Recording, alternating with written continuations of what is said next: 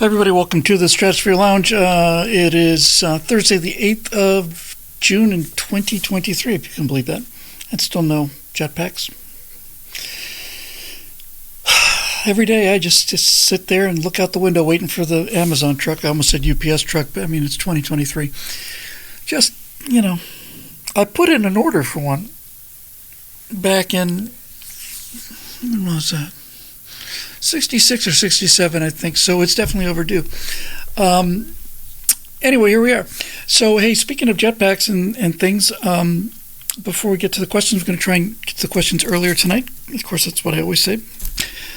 But on the 12th, which is Monday, it's a few days from now as we record this, I'm going to be doing my epic moon landing defense thing for Fox Business. And I just wanted to make sure that I hadn't forgotten anything.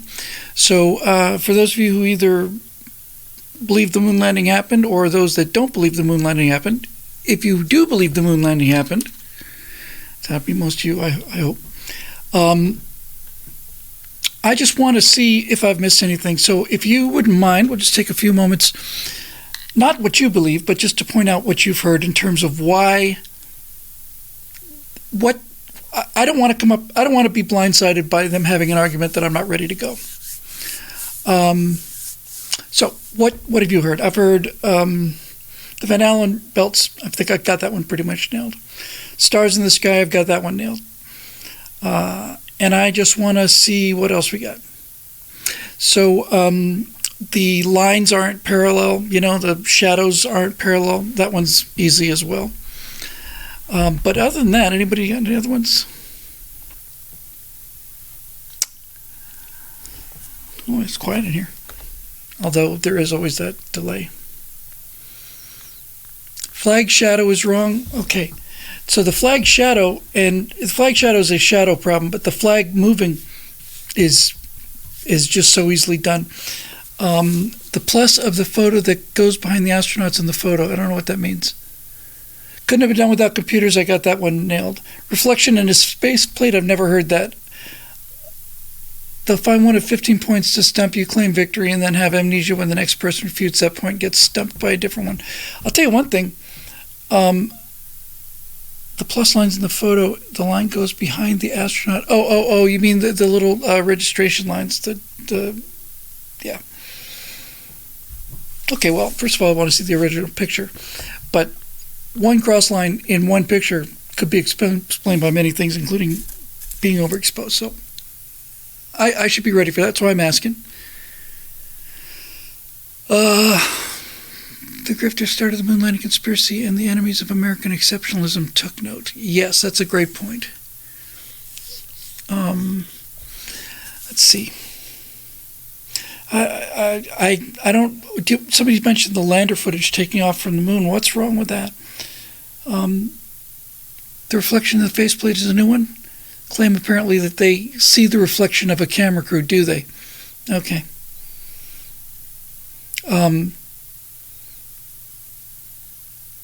So I think I need to go to the original.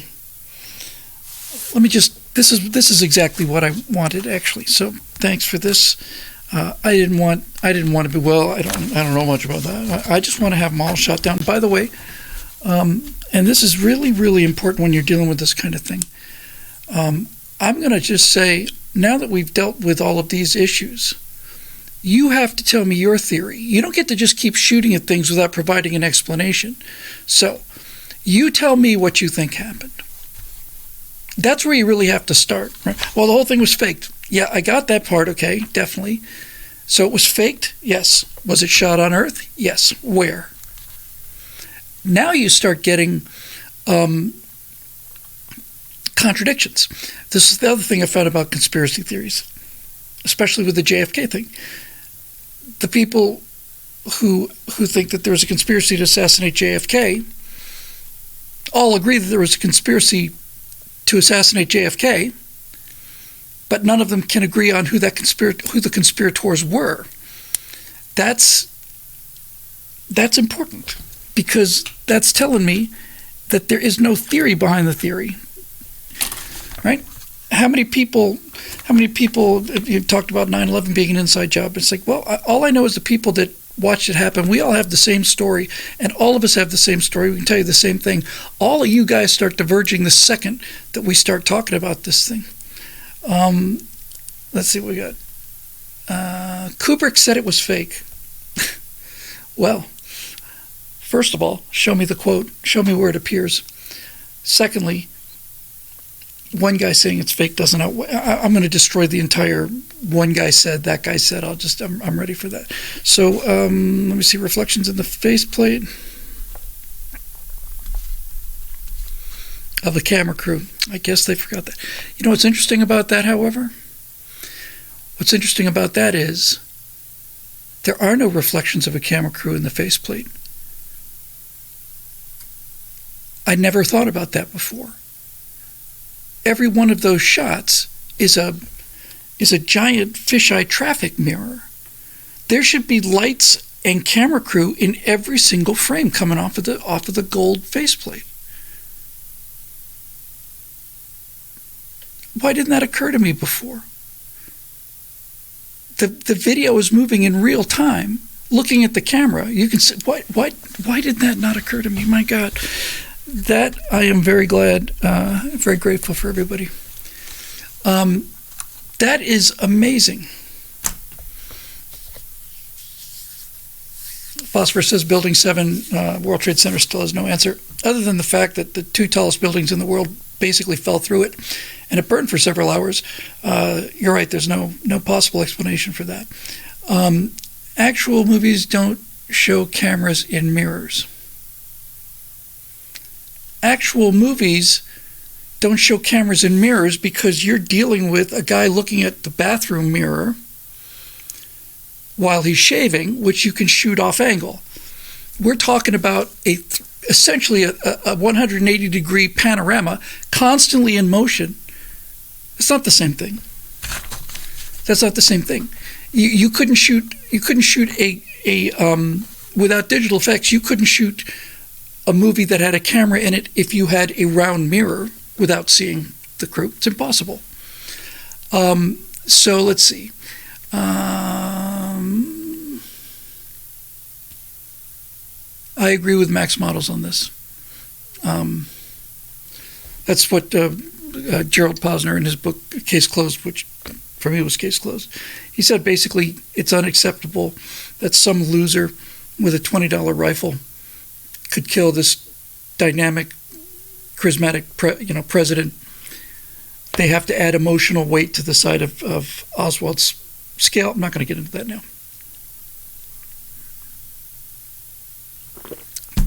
Let's see.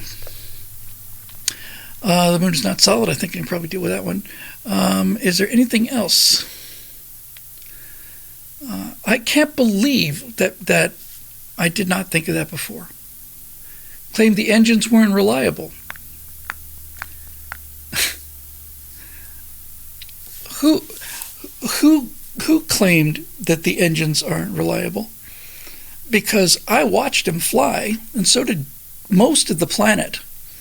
So, who claimed that the engines weren't reliable? Where's your proof? A guy said that they flew there on unicorns, or didn't. That doesn't mean anything. A guy saying anything, it doesn't matter. It doesn't matter who he is. I've got that whole thing with the Eagles won the Super Bowl thing. Yeah, one guy saying we never went to the moon. I really should probably take a look at that.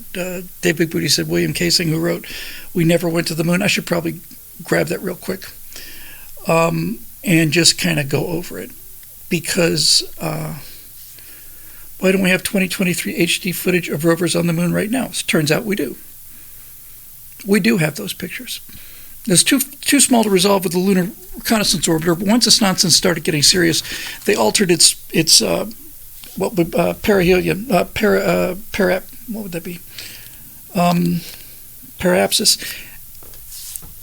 And they got closer. They got about half the distance. And then they could resolve the legs on the lander, and all the science experiments are there, and the rovers are there, and their footprints are there, and the tracks are there, and the laser reflectors are there.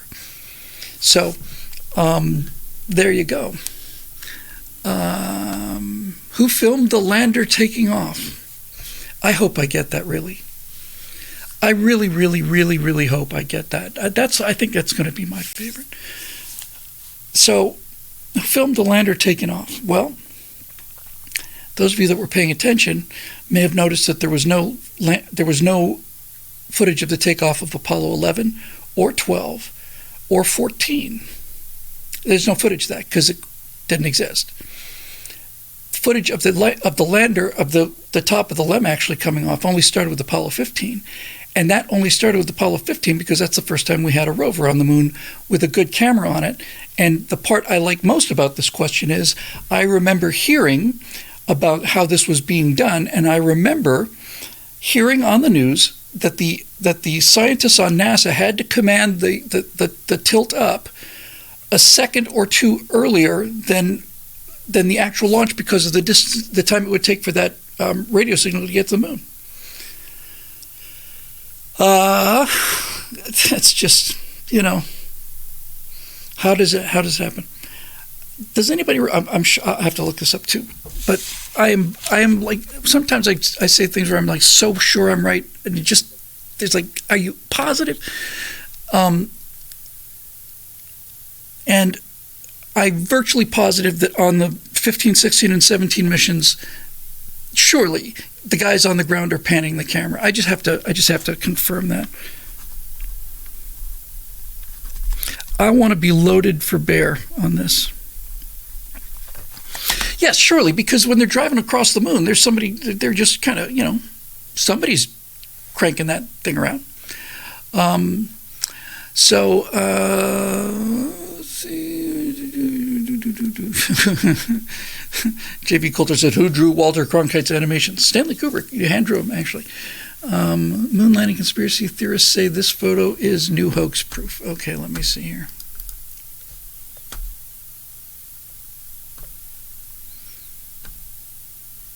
I just got to check this out. This would be probably... Okay. Hang on.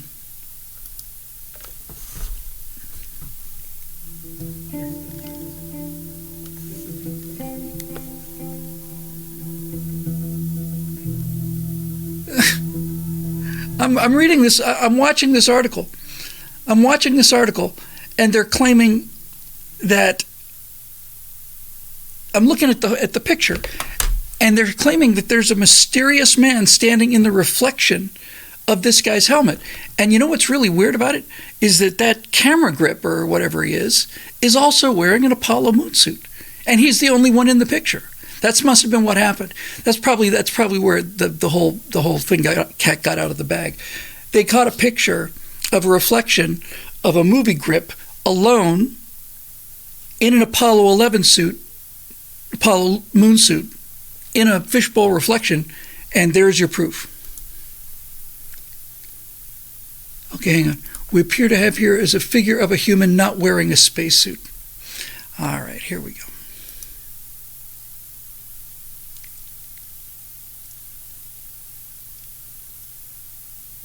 Still, the uploader didn't convince many commenters who thought there was a simpler explanation. Of course it looks like an astronaut to you. See, this is what these guys will do. They do this with the Mars thing. They'll take a picture of anything. And everybody who's commenting says, that's the other astronaut. Okay, good. If this is kind of actually what I just, whenever I go into this kind of combat, I do this when I'm doing like a debate or something, and I don't do many of those. But when I do, I don't want to be blindsided by a question that I can't answer.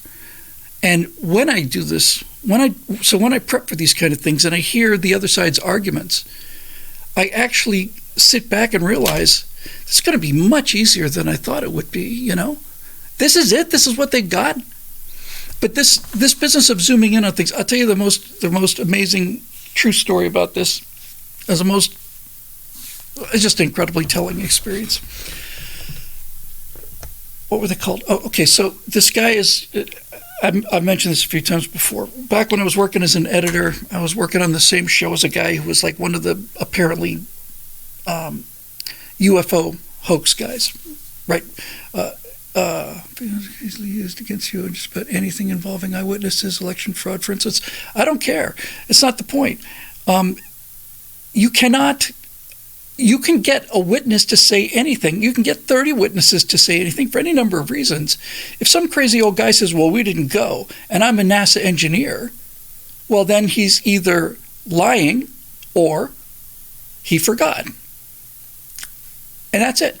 Those are the choices. Because his opinion doesn't outweigh a 365-foot tall rocket and 7 million people watching the thing take off 12 times. It doesn't outweigh it. A guy said this. Well, okay. Well, wow. A guy said that, huh? How about that? Well, you know what? I thought about this argument. Any variation on... there's a guy in NASA who said that it certainly didn't happen. He was an inside guy at Rocketdyne. I said, I'll tell you what's interesting about that argument. About 400,000 people worked on the Apollo program. And 399,995 of them say that it did happen. So if you're telling me that one guy deep inside of NASA said it didn't happen, I can show you hundreds of thousands of guys deep inside NASA who did say it happened. So if all I was doing was comparing one guy said this and another guy said that, then there's no right. You can't prove anything that way. So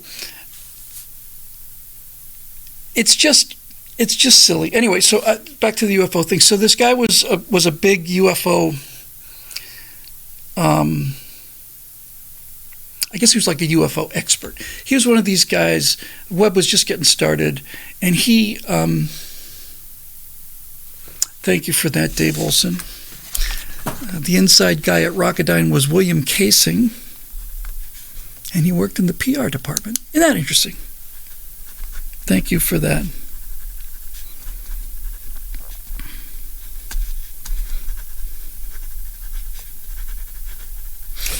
Carl Sagan pointed that out. He was talking about this ancient astronaut thing. Well, thank you very much. That's going to be very useful. He's talking about this ancient astronauts thing. The idea that the Earth was visited by, advanced extraterrestrials. I'm starting to become convinced, based on some pretty decent evidence, that there may have been an advanced Bronze or Middle Age civilization 5,000 years earlier than we thought, but that's a possibility. That's not out of the picture. I just have to read the traditionalist view of it. It's the same thing with the Shakespeare thing. Anyway, so this guy was the guy, and a bunch of people said, you guys should have like a debate or something. So it was like, I don't know, 5 or 6 people at this guy's apartment. And I said, okay, what you got? And he starts trotting out this evidence, and I could tell you how weak all of this stuff was. But I mean, it was like, well, that's obviously a bent paperclip that's lying underground. That's not the umbilical cord to the shuttle it's towing some kind of magnetic device, because it's as thick as the shuttle is. That kind of thing, right? So then he showed me something about a newly discovered form of alien life that's visiting the Earth, and he called them rods. And I said, all right, let me see the rods. And he's taken a digital camera and he's slowed it down, and you can see these creatures flying through the air, and they're long, stretched out rods. They have little things on both sides, and it's like, boom, boom, boom, boom. You can see these things like, holy cow, how big are they and stuff. And he's making such a big deal out of this. I said, how do you explain this stuff? And I said, can I see it in real time, please? Well, I mean, I would just like to see it in real time. And when you play it in real time, it's a couple of bugs flying in front of the lens. And there's no question about it, right? None. Monk in Training says they seem to have you over the moon, Bill Semper Fi. I just want to get it right.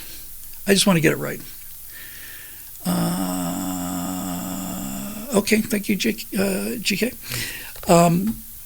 So Yeah, I just want to be loaded for bear on this, and I feel like I am pretty prepared. I don't want to get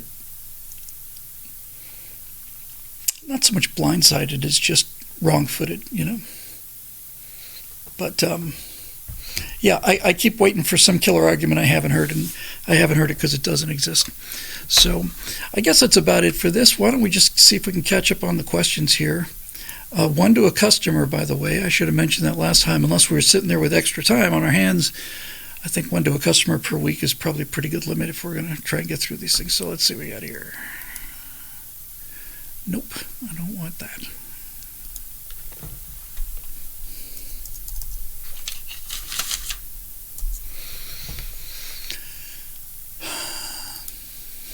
Sorry.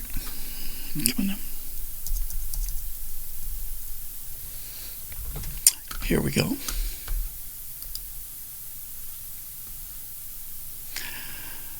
First, we must log in. Members. Forum.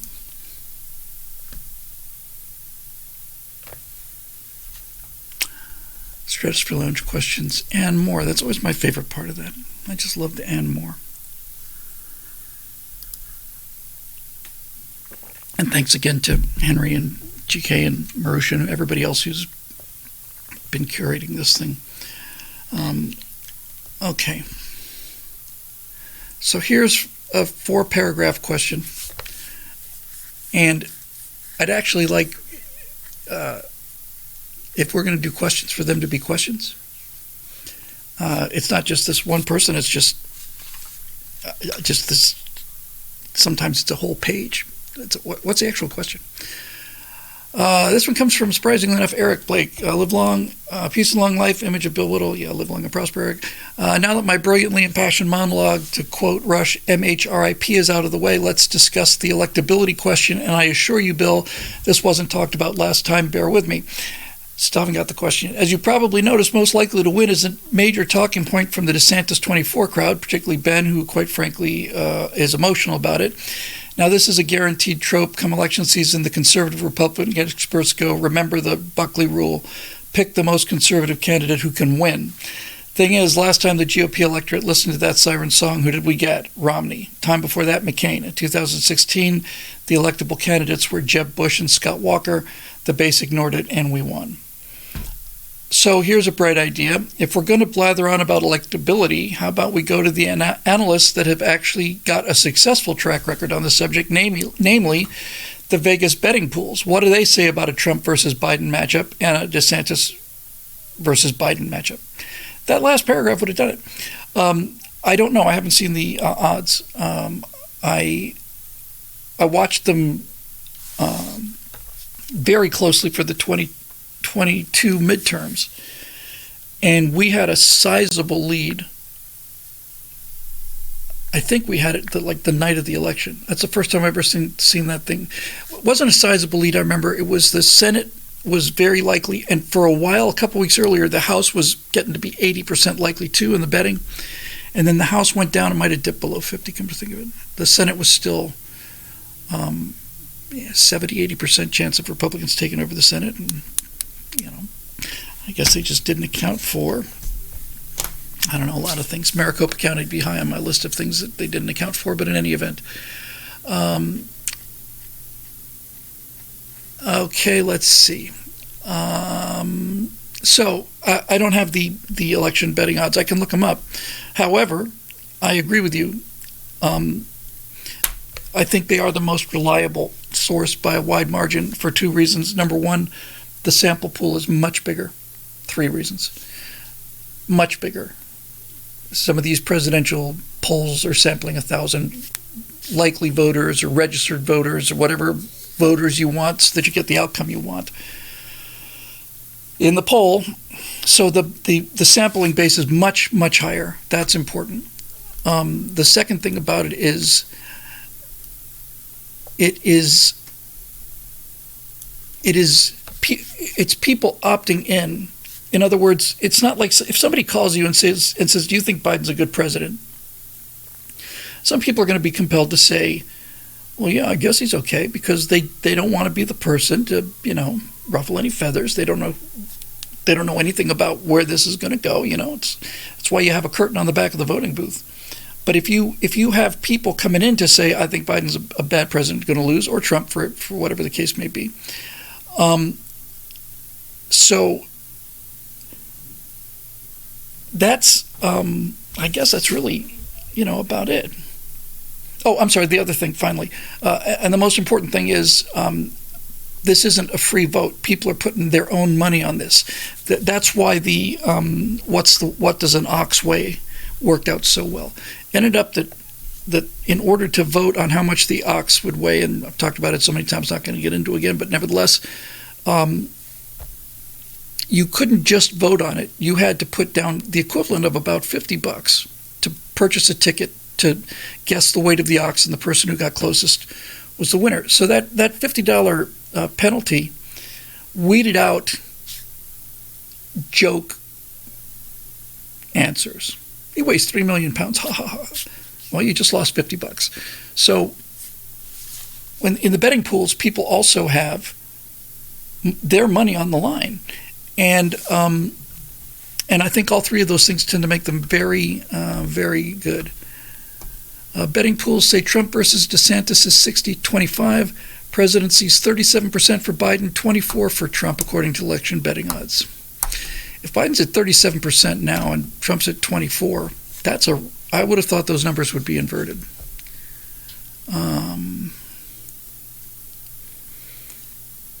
You never know, but again, these are not polls that are conducted. That's what I was getting at. These polls are not conducted by politicians for politicians. These are bets on things that just exactly like any other bet on who's going to win the next football game or whatever. Somebody said Trump got federally indicted today. Just keep it up, keep it up.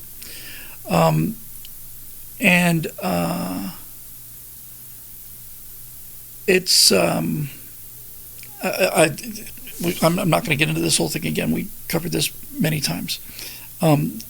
This is the only way DeSantis gets the nomination is if Trump withdraws and endorses him, which seems unlikely. I'm very curious about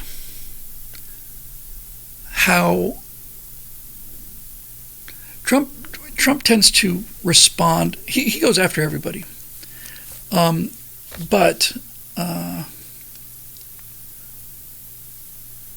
he saves his most vitriolic responses to the people who attack him the most personally. And the interesting thing I'm going to be watching when this goat rodeo starts up again is how nasty is it going to get between DeSantis and Trump?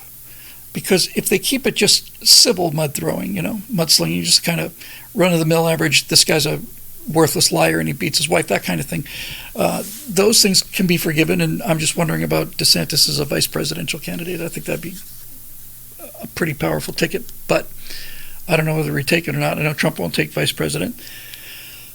So I think one thing to watch is just simply how nasty is it going to get. And if I'm DeSantis, I'm not going to attack I'm not going to attack him personally. I'm just not going to do it. I don't see any win for DeSantis by doing it that way. I would just go, hey, look, if it were me, if I was Ron DeSantis, I would say, hey, Donald Trump saved us from gulags. He just did it. And he made a lot of enemies there and so on. And there are many things he did as president that I thought were good and inspiring, and other things that I think can be improved on. And I think I'm the guy to improve on them. I think that Florida is the case that shows that we can actually govern not only a state but a country well with no income tax, that kind of thing. And just kind of keep Trump out of it. That's what I would do. Because if DeSantis cannot afford to piss off, really, like long-term piss off the real hardcore Trump supporters. So let's see here. Super chat. Got it. Super chat from Cody Fett. Bill, are you prepared for the year evil and everything you say is a lie opening? Having seen that in the recent Dr. Tour versus Mr. Farina debate, I feel compelled to ask that. I'm obviously prepared for some version of it. And by the way, I don't think this is an actual debate. I think that the way this is structured is the host, who is a comedian, is going to be making the arguments, and myself and other people, not at the same time, are there to rebut the arguments. That's my understanding of it. It's supposed to be kind of a give and take, and sort of, little jibes and bon mots and that kind of. Did I say bon mots? Good God. So I do actually have an answer for that. If somebody said you're evil and everything you say is a lie, my response to that would be, well, you're evil and everything you say is a lie. Want to get down to the facts now, or do you want to just keep doing this all day? You're a Nazi and you're this. You know what? You're a Nazi and you're this. And I'm just going to keep mirroring it back. There's a great little beat in Parks and Recreation. I never once watched an episode of Parks and Recreation, but I've watched just about every clip of oh, for the love of God, it was right in my Ron Swanson,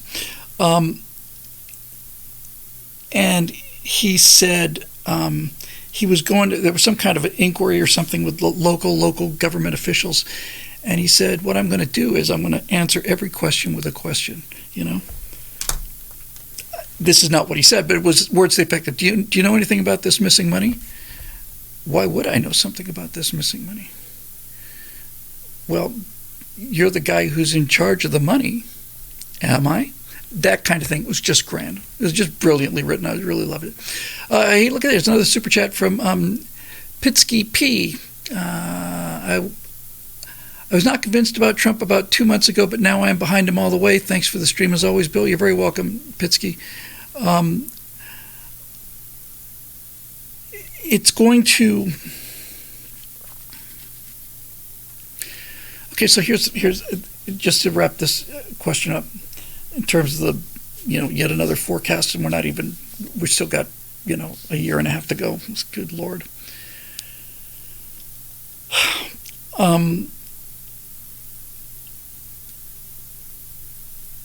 But Trump is such a polarizing figure. It looks like Trump's going to be the Republican nominee unless something dramatic happens. And then the question will be, will more people come out because they're terrified of a second Biden term, or will more people come out because they're terrified of a second Trump term? That's really what it is. I've heard a number of people say that you don't really go and vote for somebody so much as people come out to vote against somebody. I think there's probably some truth to that. We've got to stop this guy. So we'll see. But I don't know the answer to that. I don't like those numbers, but it's still early.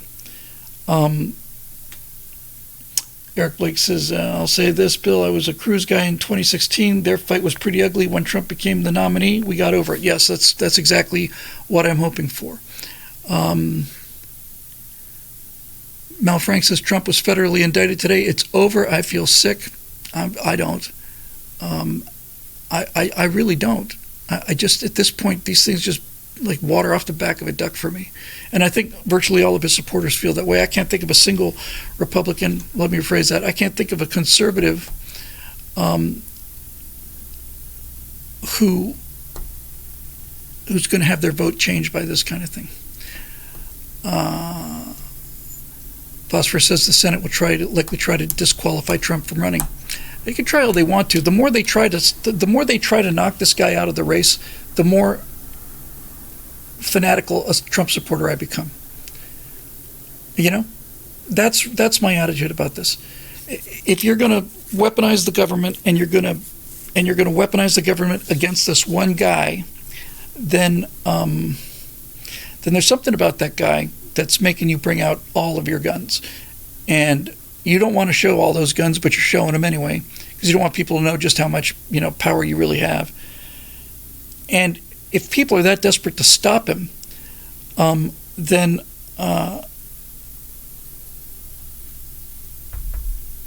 he's doing something right. What happens if they succeed? I don't know how they can look.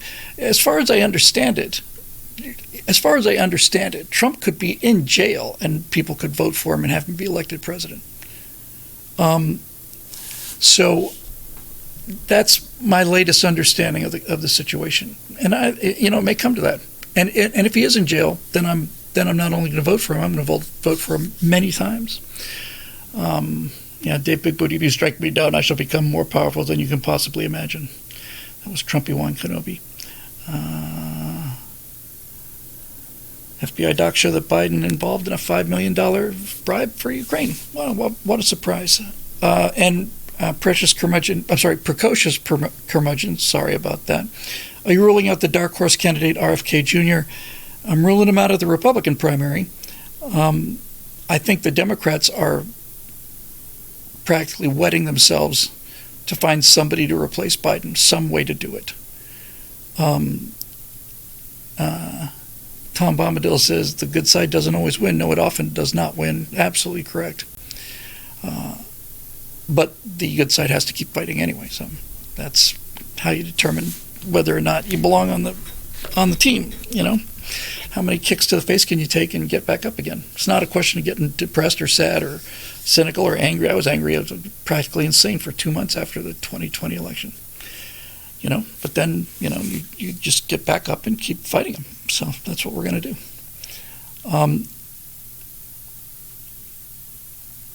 And I don't know what they do about Kamala Harris. They can't replace her. I think that's pretty much a given. You can't possibly just replace the first black woman female vice president.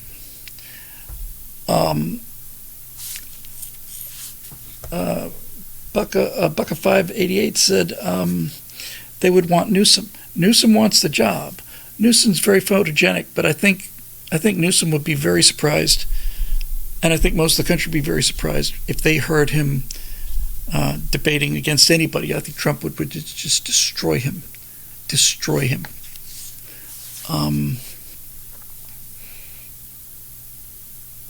Because $800 haircut is just, that's all he is. There's nothing to him. He's just a walking political caricature of the limousine liberal. He is an awful man. And the reason I think that anybody would destroy Newsom in the election is because all you have to do is just crack out the statistics and just show what's happened to California under his governorship, and show what happened to San Francisco under his mayorship. They will elect Kamala as a face, and then the same cabal that is running Bernie right now will rule the world. I don't think the cabal that is ruling the world is running Bernie, because if the cabal that was ruling the world wanted to run Bernie, they would have run Bernie. They would have run him in 16. They would have run him again in 20. Let's not forget Biden was just barely even mentioned in the race, and then all of a sudden here comes South Carolina primary, and next thing you know, he's the nominee. Newsom said he would arrest DeSantis if he came to California to campaign. Man, if I'm Ron DeSantis, I would absolutely 100%. I would 100% make that a publicity. I would 100%. I would find out what it was that whether or not Newsom had any kind of a charge, even if he had a charge, I don't care. If Newsom actually said that, and it sounds like him, if Newsom actually said, if Ron DeSantis comes to California, I'll arrest him.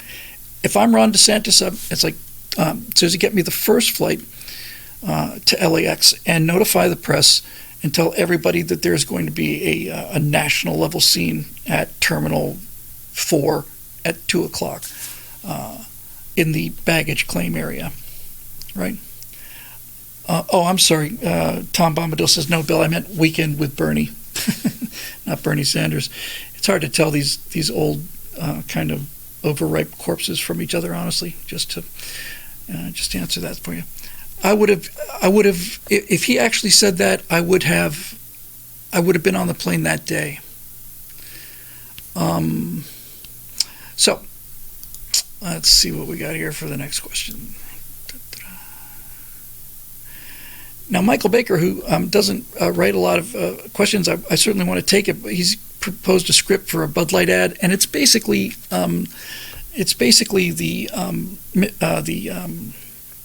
Harry and Paul bit about these two old British guys in a gentleman's club arguing about whether somebody is queer or not, and I just don't think I'm going to read it just because I don't really want to act it out. I think it's clever, and when I started writing, this is all I did. I basically just stole Monty Python things. I just stole it. I just had Argument Clinic verbatim, word for word. We shot a scene like that because I just thought it was so hilarious that we just, I wasn't pretending I wrote it, but I thought it was just so hilarious that the two of us could outdo John Cleese and Michael Palin in terms of the hilarity of the delivery. And it turns out I was wrong about that.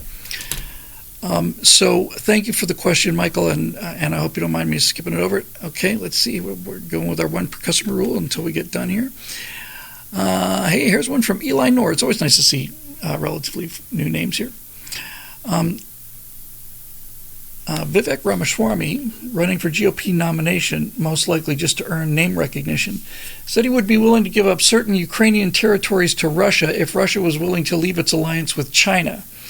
He stated that the Russia-China alliance is the biggest threat to U.S. foreign policy. While most of us are familiar with your take on the Ukraine war, would you agree with his statement that the Russia-China alliance is our biggest foreign policy issue?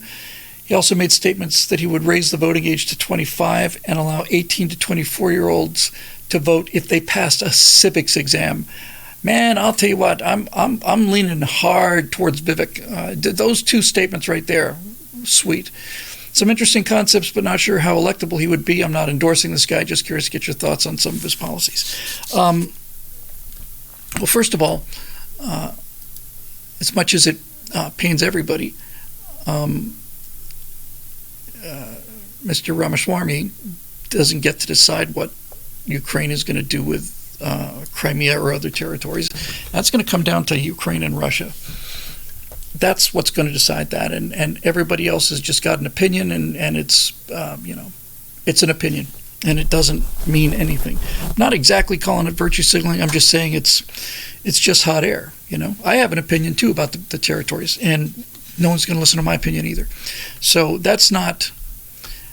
I just don't find that to be a serious talking point. Now, the bigger question, obviously, is the Russia-China alliance. Having just finished the Cold War, and the funny thing about the Cold War was there's 13 episodes, and 12 and a half of them went from 1947 to 1972. Virtually everything after that was in the last episode, because all the interesting stuff happened in the first half of the Cold War.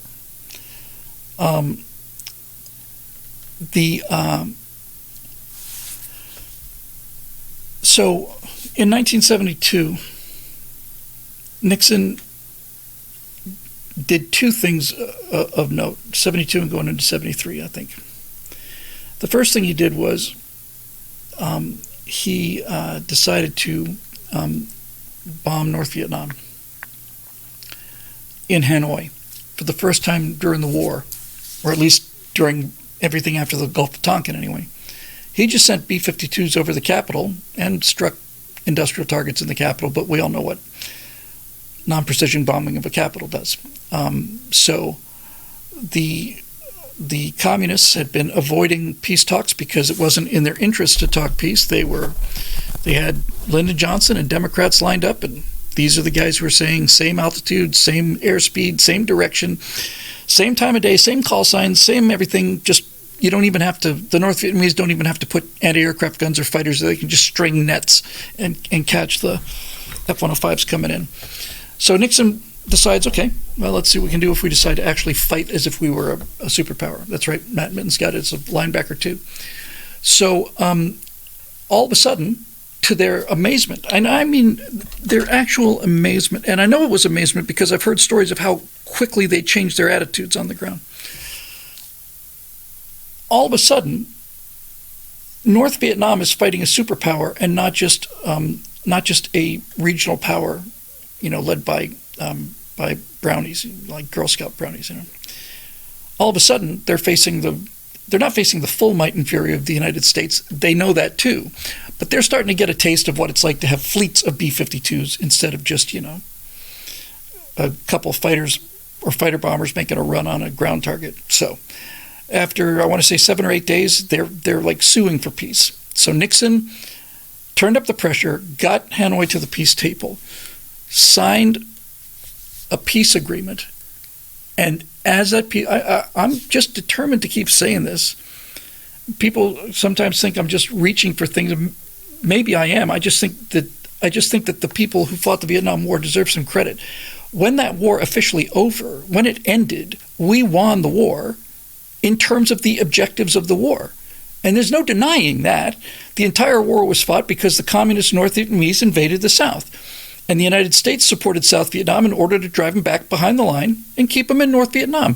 And when we signed the peace agreement, that was exactly what had happened. They were back behind the line. It was a goddamn mess, and it was all of the things that it was. I'm not trying to say anything about it. Not going to say anything about it. In terms of like, gee, what a swell war. But if you had the conditions during the entire Vietnam War, American Vietnam War, the conditions of victory were put the North back above the North Vietnamese border and have a free South Vietnam. And when we left, when we signed that peace agreement, that's what we had. That's what we had. And Nixon, in this general time period, did a second thing that was absolutely brilliant. He made the Cold War into a triangle instead of a bipolar thing. You would think that China being a communist power and Soviets being a communist power, you would think that they would be just united in brotherly love. That never really happened. When Mao finished his revolution, I want to say 1947, that seems about right. He went to Moscow, and he and Stalin sat in the same limousine and were driving around being shown the sights by staff officers, and they didn't say a word. They did not like each other at all. So China went off and did its own thing, and you would have thought that they would be, comrades. But the fact of the matter is that 49. Thank you, Dave. But the fact of the matter is that Russia and China have an extensive border, and that border is as ancient as about anything on this planet. The Rus and the Chinese have been I won't say mortal enemies, but that's always been their primary threat. Russia's always looking towards Europe, but really their real border was always with China. That's where the people could really hurt them in terms of the only thing the Soviets were good at, which is a land army. So Nixon brought China to the table, and Mao realized it was in his advantage to get chummy with America, because that increased his leverage with both America and the Soviets. So what Nixon did was he just unlocked the Cold War. And as I said in the Cold War series, there was an excellent chance. My favorite, and I said this verbatim in episode 13, I think. I said my favorite video clip from the Cold War is one that I discovered within a few days of finishing the series of the Cold War.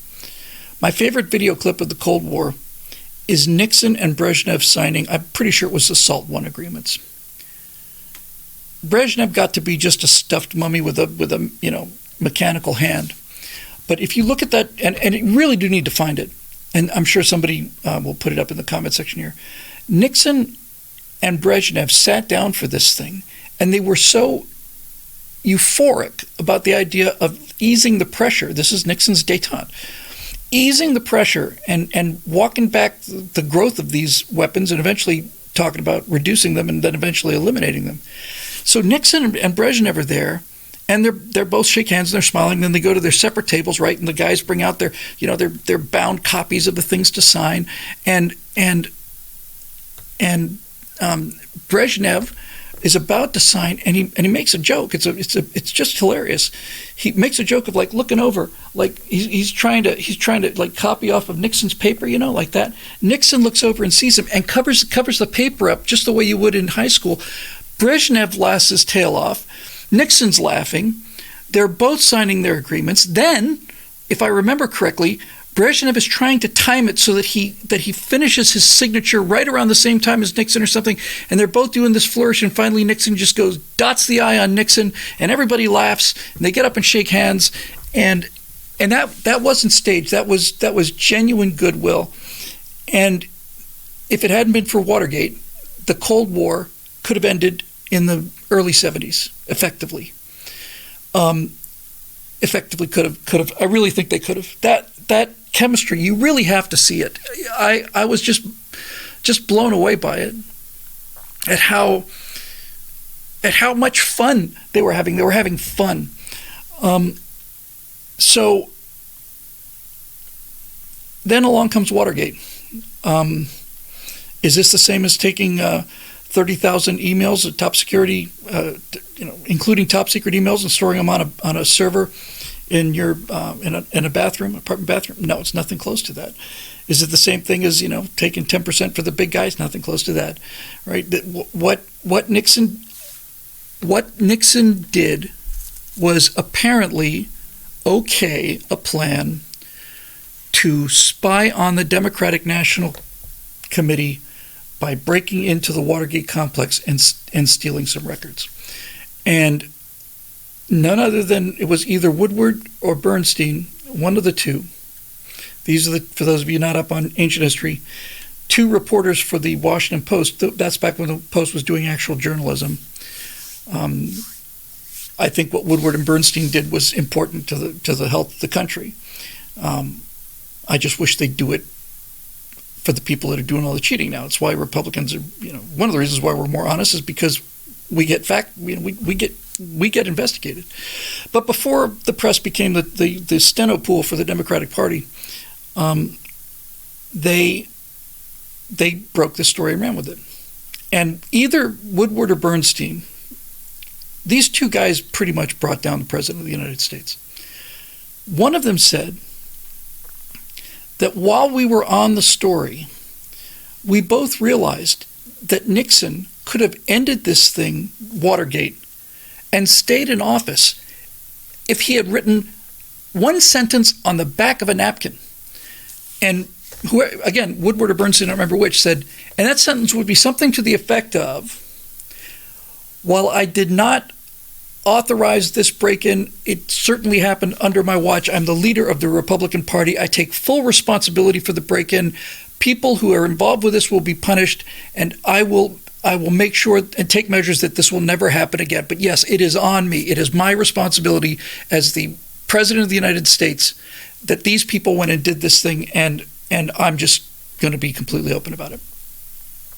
Because all of the cover-up and the missing tape, 14 minutes of missing time on the tape, Nixon wasn't forced to resign because of the Watergate break-in. He was forced to resign because of the cover-up, he just was constitutionally wired, and I mean physical sense. He was wired for paranoia and also for pride. He couldn't just come out and do what anybody with a half a brain would have done, right? Which is use the plausible deniability, but don't avoid the responsibility. That way, people look at you and go, oh, what an honest guy. Because Tricky Dicky, right? He was always known to be like a liar and corrupt. That's what the Democrats painted him as. So if Nixon had just come out and said, yes, there was a break-in, and yes, it was to get files from the Democratic National Committee, and yes, the people that did it were operatives that were working for the Republican Party, and I'm the head of the Republican Party. I did not order that break-in. However, I should have known about it, and I didn't. And since I didn't, I bear responsibility for this because I'm the President of the United States of America. They did it in my name, or at least in the name of the Republican Party, and so therefore I'm responsible for what happened here. And not only will I make sure that this doesn't happen again, but whatever consequences there may be, I'm not above the law. I'm a regular citizen like everybody else. That's what happened, and now let's move. Not let's get past it, but that's what happened. So what's next? And Woodward and Bernstein both said if he had written that, anything along those lines, it would have been over. It would have just been over. But he just kept running and lying and running and lying and running and lying, and it just got to the point where it was just the whole thing was just so rotten and so complex. He just could have done it. It's always nice to see this. Lady Hawk MB says, just like Kennedy did with the Bay of Pigs. Yes, and the one who really could have put the Cold War away and put it away in 1954, 55, 56. And that is Eisenhower needed to know what the Soviet missile strength was before the Paris summit he was going to have with Khrushchev. He and Khrushchev had not hit it off well, but then Eisenhower had taken Khrushchev to Camp David and did what Nixon and did what Reagan and Gorbachev did 20-some years later. They talked about their kids, they went out for walks and so on. Khrushchev actually started to take a shine to Eisenhower. Now, Eisenhower's in this situation where he's got this thing coming up. We've already done overflights of the Soviet Union and the U-2. The CIA wants one more. The State Department probably doesn't want to do it. Defense does. Eisenhower's thinking, we're going to be talking about missiles. I need to know what they've got. I need to know what this missile gap is. That was the term everybody was bandying about at the time there. And so Eisenhower authorized one more flight of the U-2. One more. And that was Francis Gowrie Powers flight. So that thing was shot down over the Soviet Union. Khrushchev gave Ike, he gave him an out. He gave him a get-out-of-jail-free card. Khrushchev said, well, it was obviously an American spy plane, there's no question about that. The first statement, first of 5 or 6 that Eisenhower White House put out was it was a weather plane or something like that. And Khrushchev comes forward and says, look, it's obviously an American spy plane, and we have the pilot. But I refuse to believe that President Eisenhower authorized this. I refuse to believe that he knew about this kind of thing, because I don't think President Eisenhower would have done that kind of thing. It was Khrushchev handing Ike a get-out-of-jail-free card, a face-saving card away. He's writing plausible deniability on a piece of paper and slipping it under the table to Ike. And Ike continued to stonewall, and then he basically lied about it again. And Khrushchev eventually got to the point where he felt like, okay, well, he's just going to screw me over like that? Fine. And the Paris summit fell apart, and we got another Cold War for 20 years. And then Watergate happened, and we got it for another 20 years. So the Cold War could have been a 12-year war, 13-year war, instead of a 48-year war. But that's what happened. That's what actually happened.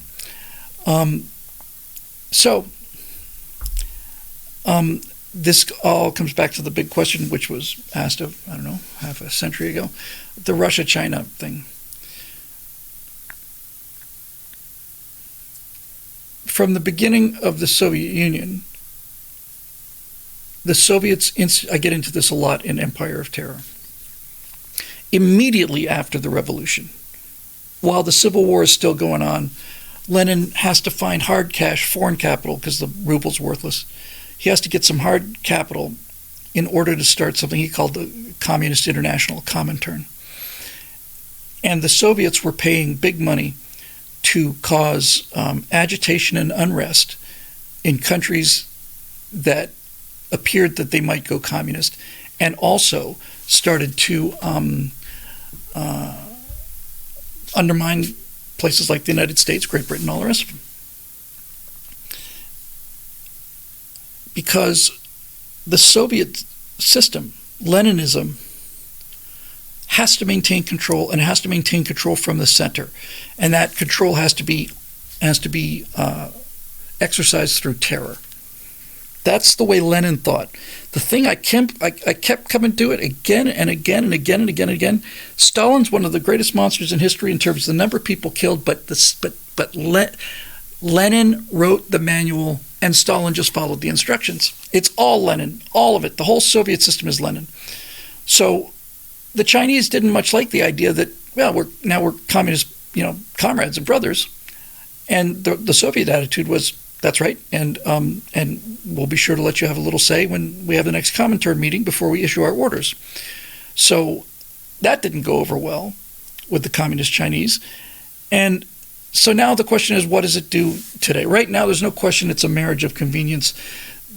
There's nothing in the alliance between Russia and China that China gets out of this, other than the chance to chip away at the United States. And it's an odd time for an alliance because China's military is essentially slowly beginning to evolve out of this, but the bulk of it is either Soviet weaponry or copies of Soviet, later Russian weaponry.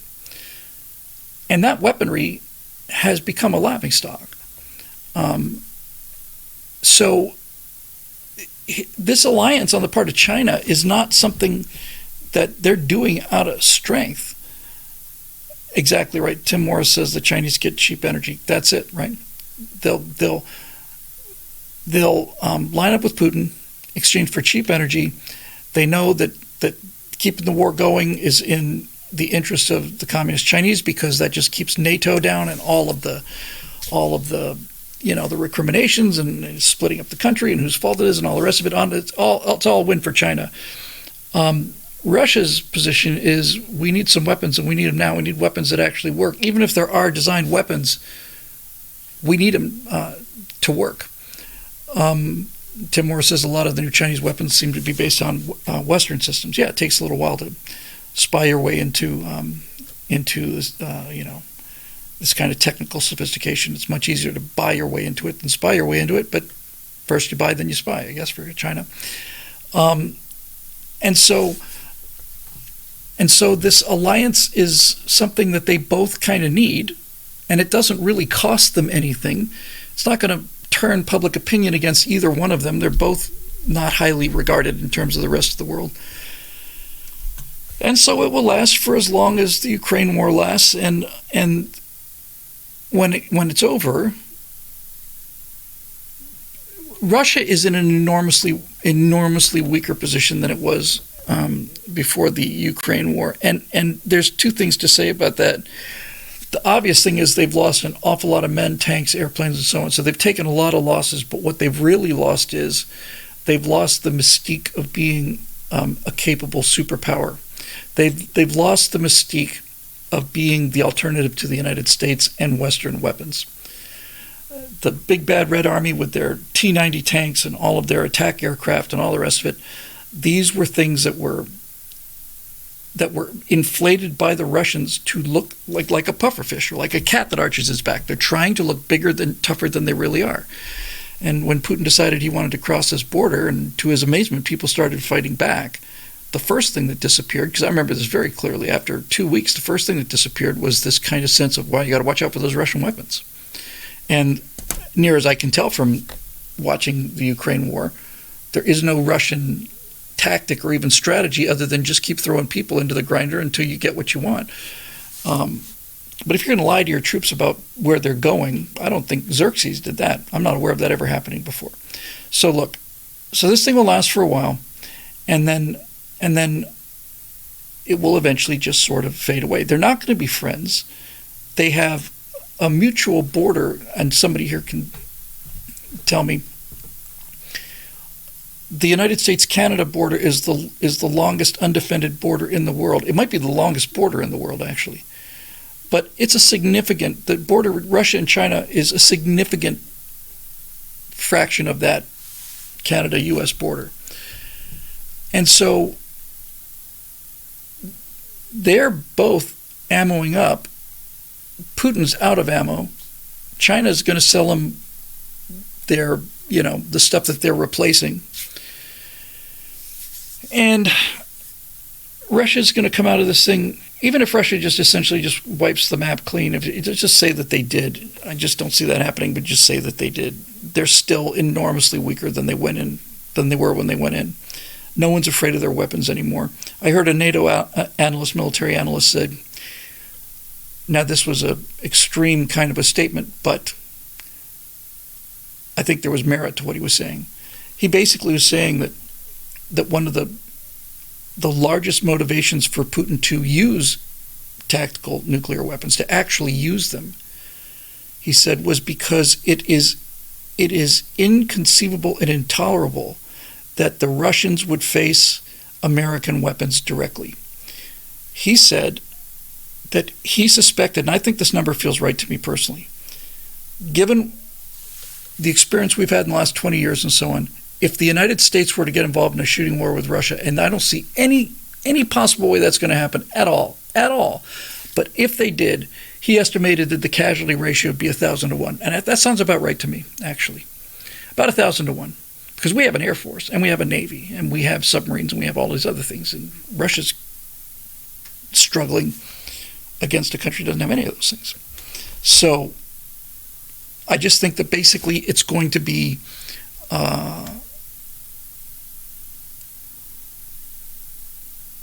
it's just going to last as long as the Ukraine war lasts. I personally think it's a mistake to send the M1 over there, and I'm quite confident it's a mistake to send F-16s over to Ukraine. And the reason for this is because Putin's power base has been so badly eroded by this, and he's killed a number of his top-level supporters, and a number of them have been killed in the field, that the reason that I wouldn't have sent the M1 and the M16, I would have sent just about anything else, but not those two, because those two are so iconic. They're iconic American weapons.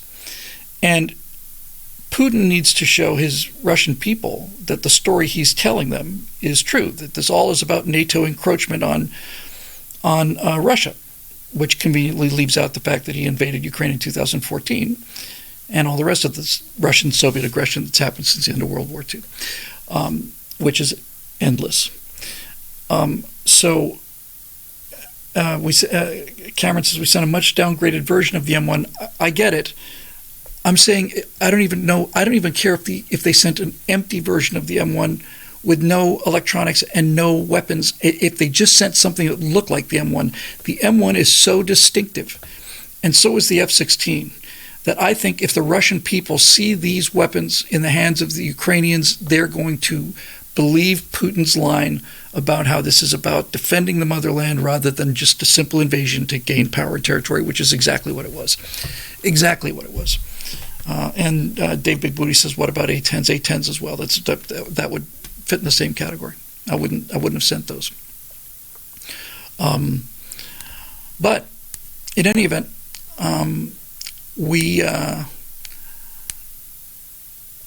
the Russia-China alliance does not worry me at all. In fact, neither Russia nor China worries me.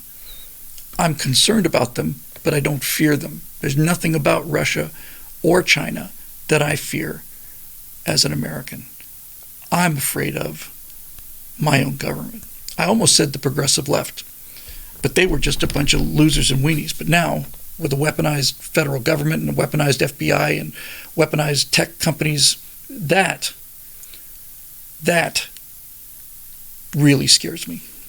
And the tech companies and the deep state, these are our primary threats. They supersede the southern border, in my opinion, because you can't solve the southern border or any other problems if you don't have free flow of information, and you don't allow law enforcement to do. You not only don't allow law enforcement to do their job, you give law enforcement a direct order not to do their job. So that's what I would go after. Anyway, moving on.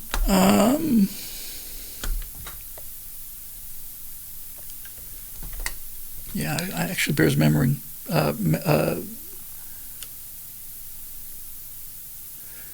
CP Tomes pointed this out in the Twitch stream. I'll just close with this because it's important.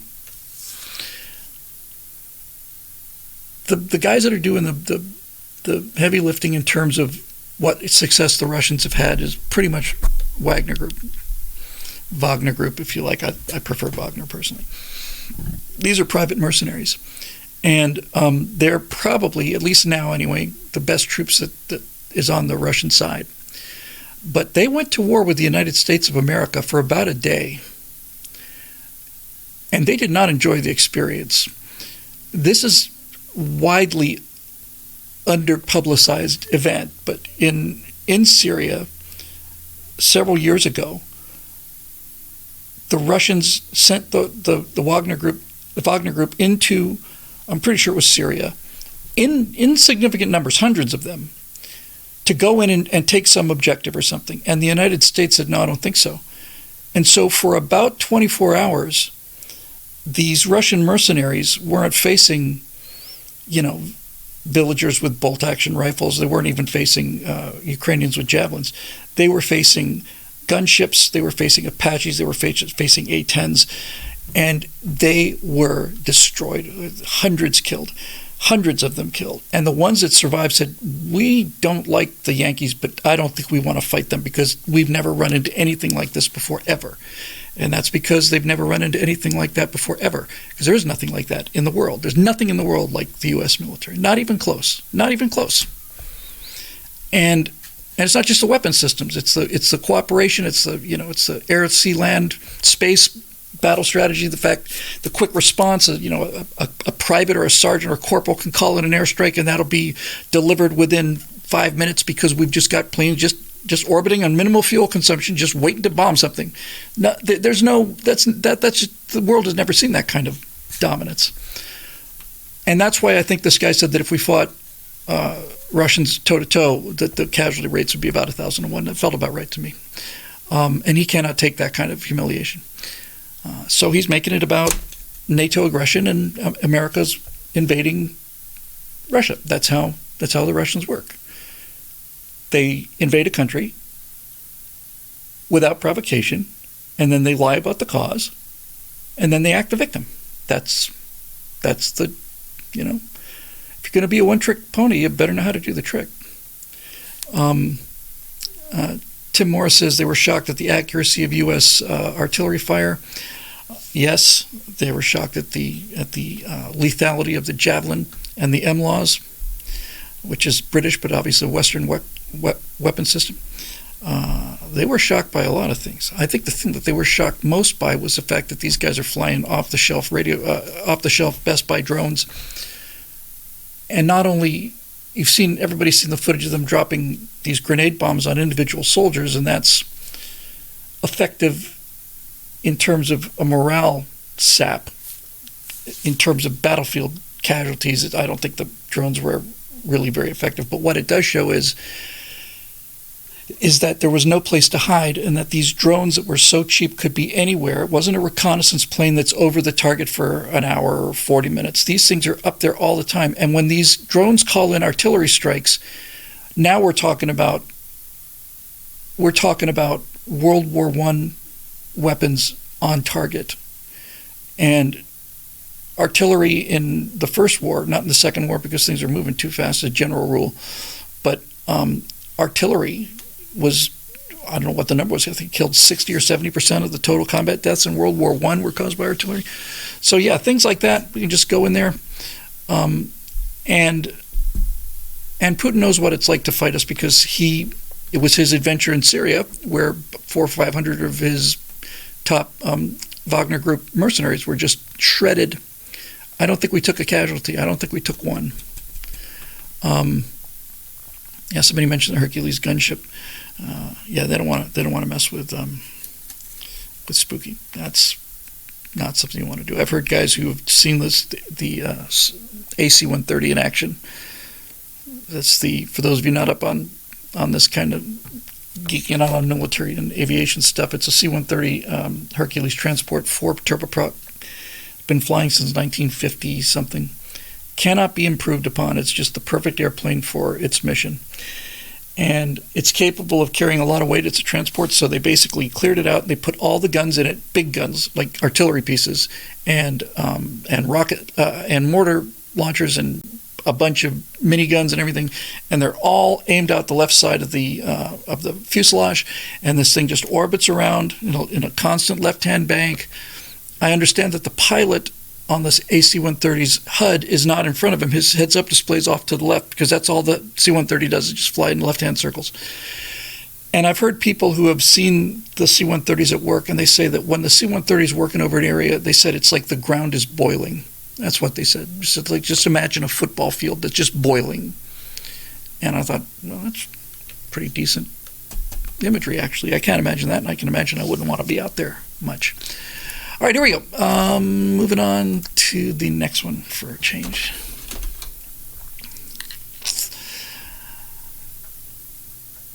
Joe Roth. Now, this one I might have already covered. I don't read ahead, but let's see.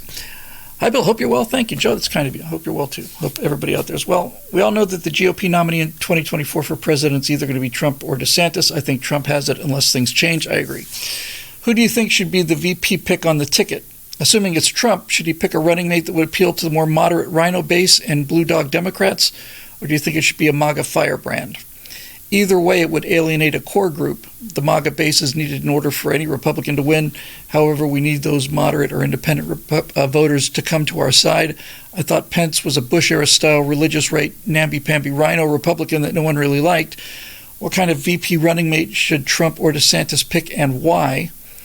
A MAGA firebrand like Kerry Lake, or a more moderate JFK Jr. or Tulsi Gabbard type candidate. Moderates always cave to the leftist mob, so I tend to lean all-out MAGA ultra-conservative. What do you think? I hadn't given it a great deal of serious thought. I thought Nikki Haley was openly, flaunting her desire for the vice presidency when she said, "Oh, Disney can come to South Carolina. We got, we'll take your 7,000 jobs, and we're not woke, but we're not sanctimonious about it." And I thought, "See you later, Nikki. You're done. You're done with me." But I'll tell you who, and I hadn't thought about this till you asked the question, Joe. If I was Donald Trump, I'd think seriously about Kerry Lake. I'd think seriously about her. Very seriously.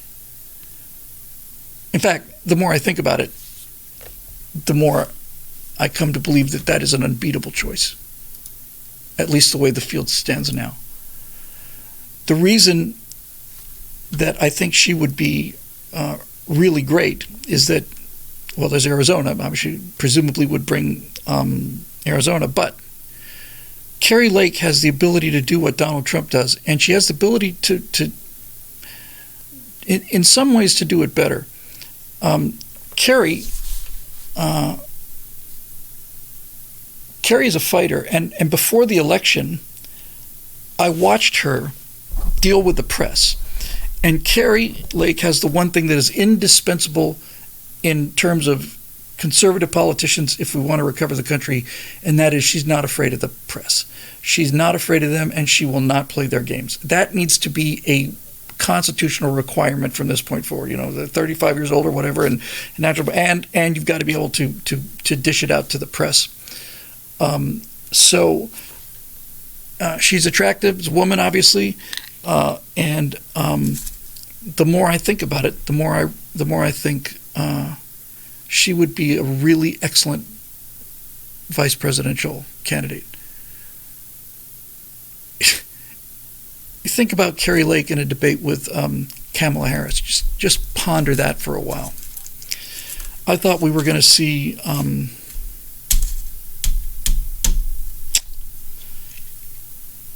my God, I might tell you my memory's really getting to bother me.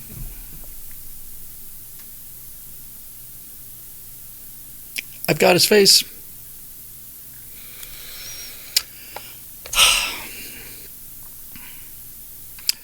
Who was Romney's running mate, who became Speaker of the House?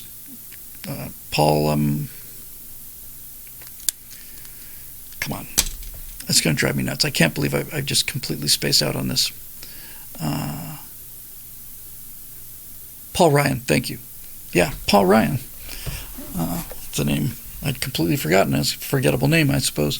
But I remember in 2012 thinking that Paul Ryan was going to eat Biden for breakfast, because Ryan's a sharp guy. And at the time, for those of you who may remember, 2012, Ryan was the guy who had the plan to get the country economically sound again, not just the budget, just economically sound. He had, seemed to me to be a good economic plan. And he could have destroyed Biden, and he didn't. And he let Biden just laugh the whole way through. So Paul Ryan, whatever happened to him after that, or whatever you think about him after that, Paul Ryan could have disassembled Joe Biden, but he didn't. He had the brain for it. He didn't have the stomach for it. He just didn't have the killer instinct, and Trump does. And I get the feeling Carrie Lake as well. I think Carrie Lake. Well, I've seen Carrie Lake. I've seen her, and Ron DeSantis can do this too. I've seen all three of them, Trump, Lake, and DeSantis, accused of things and have them interrupt the question in the middle of the question and just say that's absolute utter garbage before they finish the sentence. And that's the bare bones minimum. If you don't have that, it's over. If you do have it, it's not a win, but at least you're not finished before you get out of the gate. Gentleman John McCain, who gave us Obamacare for the rest of time, wow, what a maverick. He gave up 6 weeks before the election. He probably gave up before he got the nomination. He was widely heard to say, "I'm not going to be the guy who stands in the way of the first Black American president." And my thought was, "That's fine, John. Welcome to your opinion, but you might want to get out of the way and let people know that you not only don't think you can win this election, that you don't want to. You don't want to win this election." That was insane. And Sarah Palin was pulling him hard the whole way, just like, come on. So this kind of McCain, kind of Romney kind of guy, this argument's been had 1,000 times. I'm not going to get into this argument. There's a flavor of this argument I haven't heard before, and that flavor is simply this. If the rhinos had stood up a little more, then there wouldn't be a division between the rhinos and the MAGA Republicans. If the rhinos had a little more spine, just a little more, then the whole MAGA movement never would have happened. The reason the Republican Party is split, and I think the MAGA half of it is much bigger than the other half, but that MAGA Republican versus traditional Republican thing is there because the traditional Republicans caved so many times and just walked away from potential wins, And I think the crown jewel of this, too much respect for people who don't deserve it, was when Romney had Obama on the ropes in foreign policy and Candy Crowley inserted herself into the argument, and Romney just kind of muttered something, and anybody with a spine would have said, "Hey, you're not running for president. You're not running for president. You're a person with a microphone. No one's elected you. You don't get to be in this argument. You get to ask the questions and we answer them. Shut up until I'm finished." Now, Obama, Mr. Obama, and he just should have. And if he'd done that, people would have cheered him to the rafters. But he just didn't. He just didn't have it. Didn't have it. I saw Romney at a fundraiser in California, I don't know, a month before the election, in the San Francisco area, and he spoke to, these are wealthy Republicans, so the room full of really wealthy Republicans and me. And he basically said, "Look, don't worry, whatever money we raise here tonight, don't worry, we're not going to spend it on California because we don't have a chance to win California." Now, on some level, you can say that's realpolitik and that's correct. But from a philosophical angle, I just thought that was suicide. I just thought, what do you mean we can't win California? I'm enough of a realist to know how the deck is stacked against us in California. I live here. But that's not my point. My point is that if Romney had gone, Romney should have run the campaign the way that anybody who wants to win would. And if it were me running for president, I would say not only are we going to win 50 states, we're going to get 100% of the vote. I'm going for 100% of the vote. That's my objective. 100% of the vote. I want to get everybody. I at least want to make, I know I'm not going to get everybody, but I want to get everybody. I'm going to make the case to every single person out there, every single group. I'm going to make the best case for this, and I'm going to show them why it's in their interest to change this system. And he just walked in, with like, well, we've already lost these states, because their pollsters tell them this.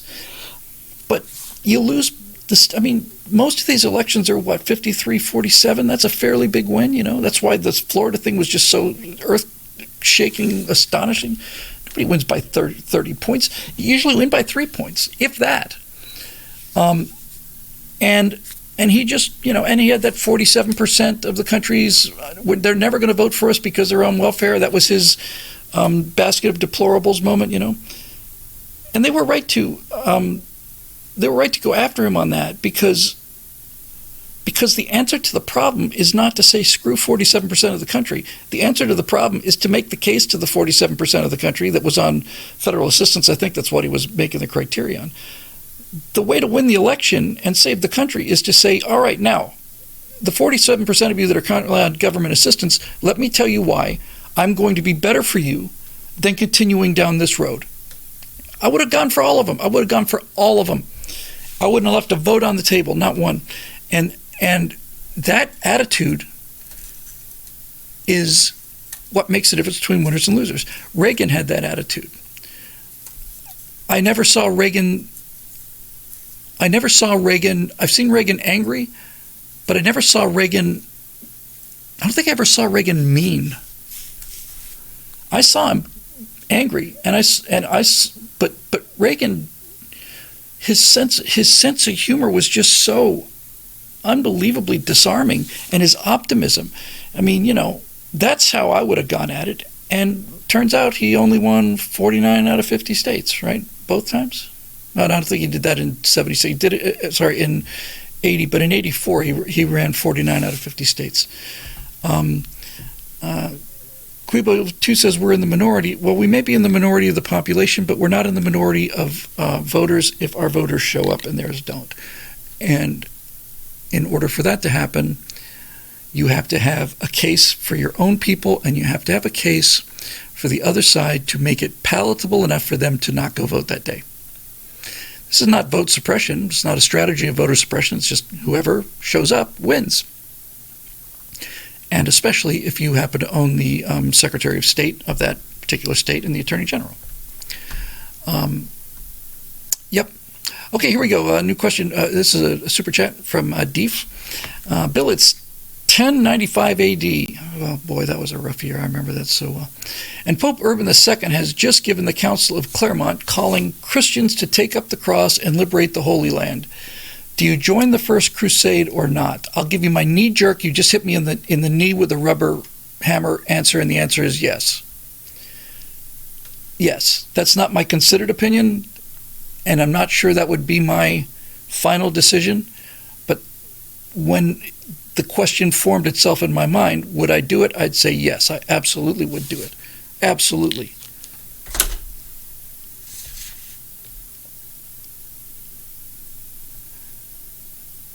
The Holy Land, Palestine, now Israel, let's just say Jerusalem. Jerusalem was not always a Muslim town. Actually, I read a book on the history of Jerusalem. It was very good. It's amazing the number of people that have run, different kinds of people that have run Jerusalem. But if I'm a European king, if I'm in 1095 AD, I'm very likely to really believe my religion. Imagine that, huh? Believe in it and take it seriously. And if somebody said these infidels have come in and destroyed the cross all over the land where the cross actually was erected, and we better do something about it, I'd say, I'm in. Absolutely. Let's go. 100%. And you got to factor in too, now it's still pretty early at that point, 1095, but the Muslims are expanding. They're not at their maximum. I don't want to say that happened around 1400 or something when they finally kicked them out of Spain, but yeah, I would have done it. And a lot of people say it was kind of like the perception of the Vietnam War, unwinnable. The Vietnam War wasn't unwinnable because we won it, and we won it with both hands tied behind our back. And the Crusades took Jerusalem, didn't they? Maybe they didn't. They got, I actually don't remember. I know they got that giant stronghold where the Hospitallers were, but they could have, right? And the reason that they didn't succeed was because the Christians were not only fighting each other, but they were stealing from each other. They were looting each other. They were just constantly, they got the Venetians ripped them off, really took them for a ride, and if they had been, the problem was was that since it was essentially what we would call a multinational coalition, this took place in an authoritarian age where there is the king. This is my king, and I fight for my king. Okay, well, now my king has told me to go here, and so is the French king, and so is the Spanish king, or whoever was there.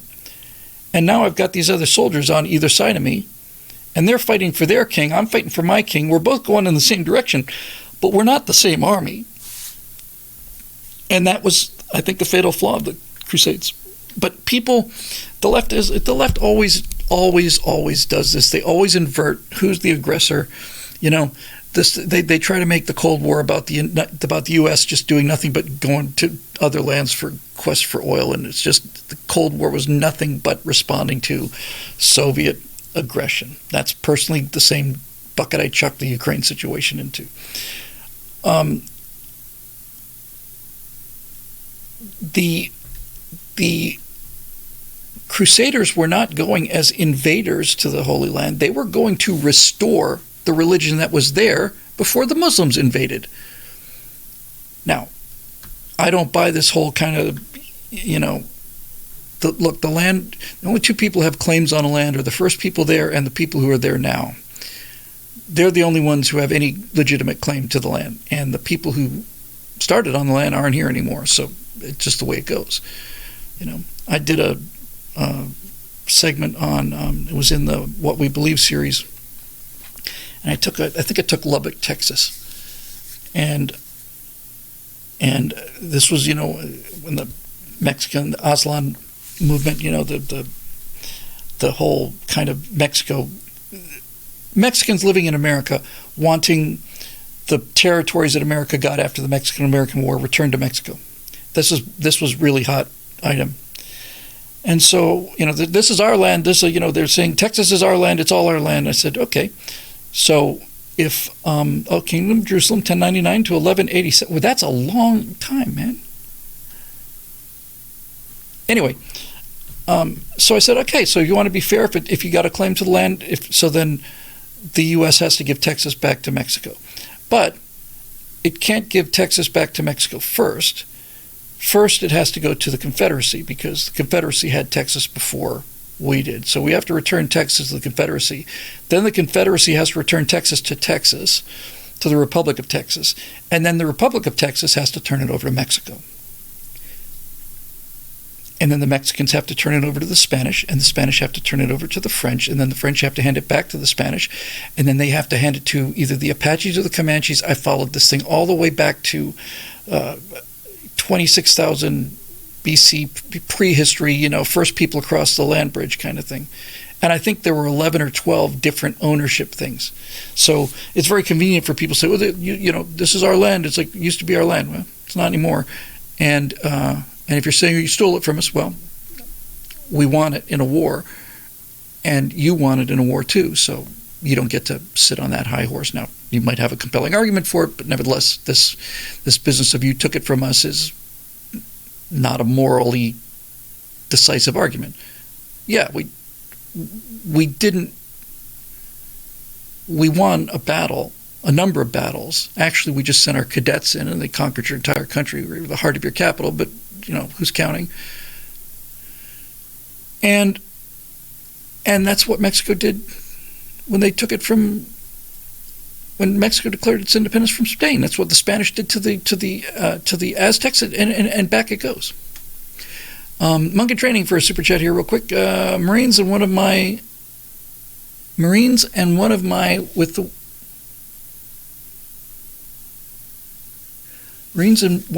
the ones who dropped some mortars on Wagner Group. Oh, killed hundreds, and Putin just slinked away like the paper tiger he is. Monk in Training there, if I understand that correctly, I don't know if you were a part of that. I know that the Marines were a part of that, and any Marine Corps, Pacific War is going to cover the Marine Corps in glory forever, and every time since then too, including Fallujah. All right, trying to catch up with these chats here. How we doing? Yeah, we're all right. Okay, let's see what we got next.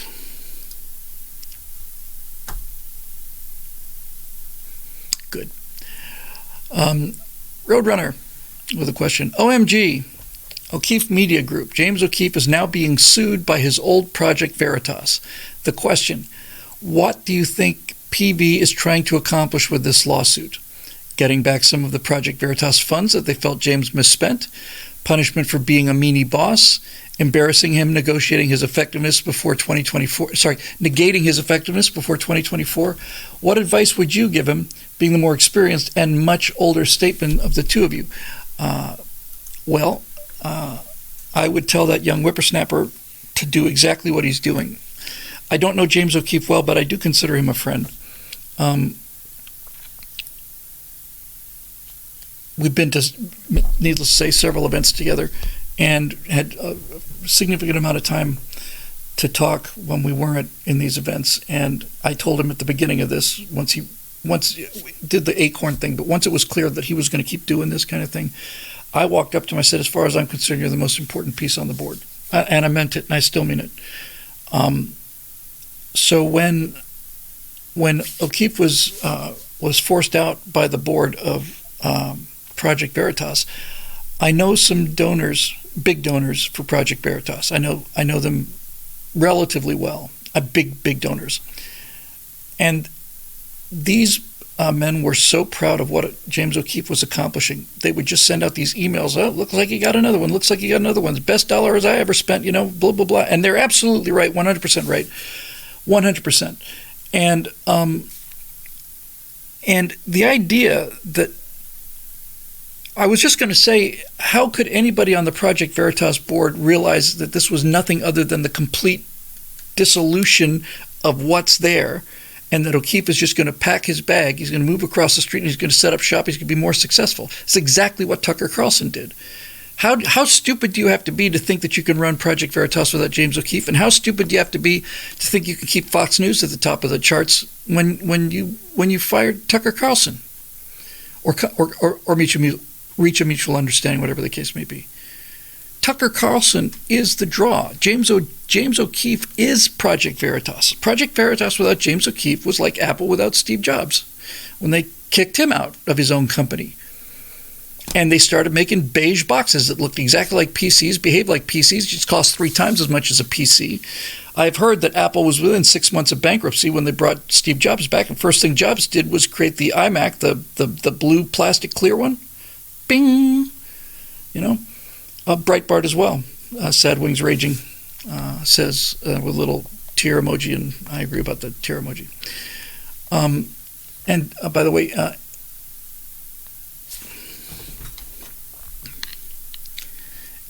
Emery Calamy, I think it's Calamy, with a super chat says Texas was only part of Mexico for 13 years, California for 26 years. Interesting. So, what is their objective? Well, I was going to say they might look. My first instinct on this, when I heard this news, my first instinct was that this is sabotage, because O'Keefe got Pfizer on camera saying, yeah, we never tested the vaccine. Remember that? That was, 3-4 days before this whole thing happened? Where they got the guy who was it was like one of their marketing guys or something, hidden camera, this black guy and black gay man, and they sent this guy in to date him a couple times and stuff, and then he's saying on camera, we did it. And for the first time and only time I've ever seen this in my entire long life, ever have I seen this, when it was revealed that there was footage of him, hidden camera footage, he actually got violent and started climbing over tables to get the camera. I've never seen that before, ever. I've seen people storm out. I've seen people look down, be defeated. I've seen people claim it didn't happen. I've never seen somebody who was so terrified that they went and tried to destroy the camera. And Pfizer is Pfizer. That's who he got. He didn't get Acorn. He didn't get, he didn't get the LA County Department of Water and Power. He got Pfizer to admit that their vaccine was untested and that they knew it and that it has a lot of problems. That's a society-changing piece of video. And sure enough, 3 or 4 days after that was released, then all of a sudden society changed, at least for James O'Keefe, right? So I think that there was pressure put on a number of board members, and I mean big pressure, on the board. I don't know which members of the board, but I mean like the kind of pressure that our insect overlords can apply. And there are people that are immune to that kind of pressure. I'm immune to it. I'd like to try it. Maybe they could send me a couple $1 billion and I could see if I could return most of it. But generally, I won't violate my principles for money. Neither would James O'Keefe. He wouldn't. He just walked out of there, and the second he walked out of there, the instant I heard the news, I texted him and I said, "Buddy, wherever you go, everybody, including the money, is going to follow you, and you're going to be back in business in a week. Good luck, and I think this is going to, in the long run, be good for you. Thanks, man." It's clear with all of these guys. And Sad Wings Raging says the same thing with Tucker and his January 6th report. Funny how when you touch that raw nerve, how the big machine starts to rattle. I never believed in big machine before, but I do now because of the evidence, because of the overwhelming weight of evidence. But what they did was they applied pressure to the cowards who are on board of directors and run corporations, but they can't apply pressure to Tucker Carlson or James O'Keefe, no matter what you think of them, and I hold them both in high regard. The big guys can't put pressure on them because they're immune to them. They don't care about the money, and they don't even care about death threats. James O'Keefe, the only thing I regret about this was I just thought Project Veritas was a great name. Veritas means the truth, obviously. And so when I heard that they're suing him, I asked myself, well, why are you going to make whatever shreds of support you have left? Why are you going to, lose those people too? And then I realized for the same reason that Bud Light ran a commercial with Dylan Mulvaney, which I believe is at $26 billion now. I saw a video, I think it was on Odin's Men. Dylan is vacationing in Bora Bora? Tora Bora? I can't remember which one's a tropical paradise and which one's a Afghani wasteland. Tora Bora.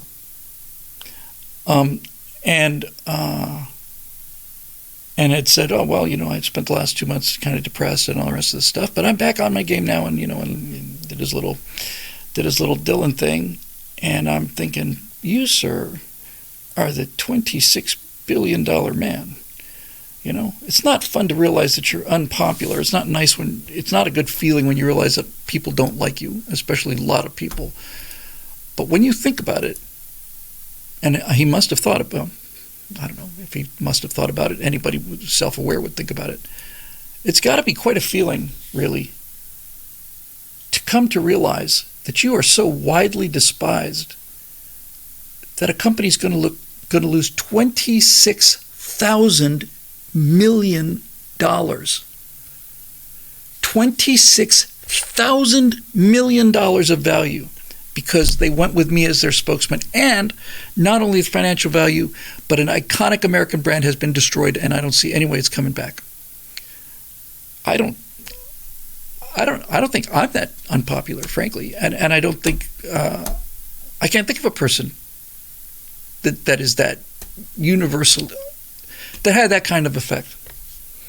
Brew Daddy says he's curious what Mulvaney got paid for the commercial. My understanding was it was in the neighborhood of $100,000 or $200,000. It wasn't like some gigantic long-term deal. It was a one-off commercial for was it March Madness or something? I think there's some kind of a game going on. I think it involves a ball of some kind. I don't know anything about that kind of stuff. Okay, all right.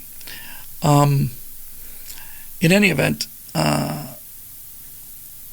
yeah, it must have been a rough couple of months for Dylan. And I remember clearly thinking, speaking of Dylan, I had an opinion about Dylan Mulvaney. And then I saw the clip of him from The Price is Right several years before he became trans. And I have never in my life, this is the third time I've said this in this show, but I mean it every time, I have never in my life seen anybody who is that much of an attention whore as Dylan Mulvaney. I've never seen anybody who struck me as like, this is the last helicopter out of Saigon kind of level of desperation to get attention that Dylan Mulvaney did on The Price is Right. That was the most appalling, unbelievable, crass, low, vulgar, cynical, narcissistic, pointless orgy of need that I've ever seen. And if you haven't seen it, it really is amazing. He runs up and down, falls on the floor, rolls around. It's like he's was it Drew Carey who was the host then? I don't know if it was or not, but it's like he's just running around. Oh, look at me, look at me, look at me. Okay. So I remember when this Bud White thing happened and it looked like it was going to stick, I remember thinking, well, Dylan, you wanted to be famous. Now you are. Now you're famous. Now you're world famous. You're well known to the entire country. You're probably the most unpopular person in America right now, and maybe the world.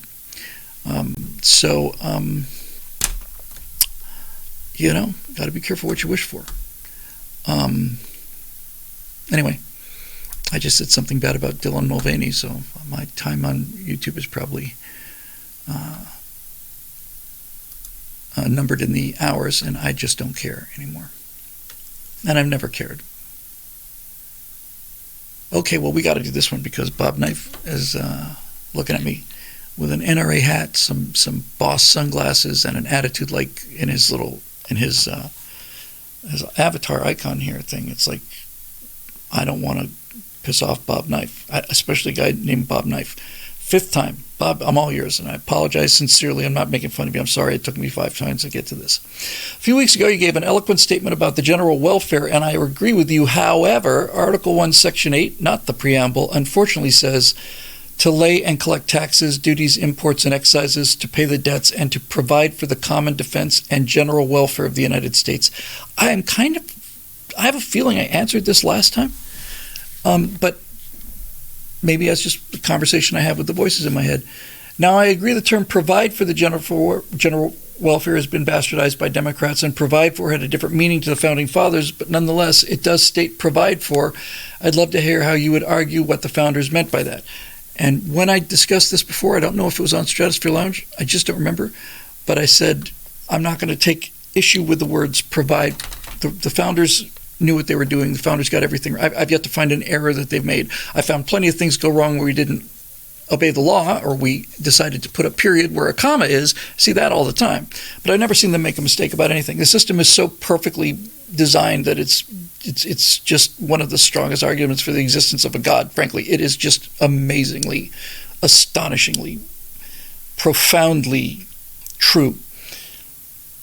So I'm not saying that the founders were talking about the dole, because I don't think that the issue is with the word provide. I think the issue is with the general welfare. I think that's where I would make the argument. It says provide for the general welfare.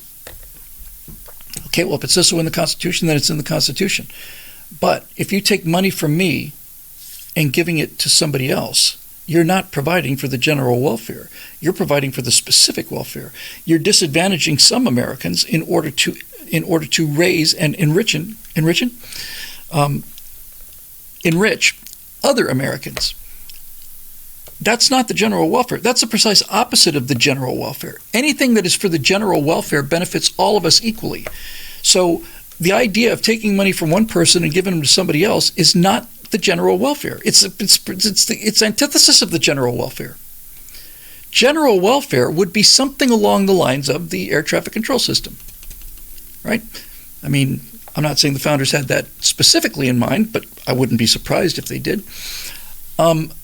That's a good example of something that the government needs to spend on the general welfare. It's in the interest of all Americans. Even if you're not flying, it's in your interest to not have airplanes come falling out of the sky.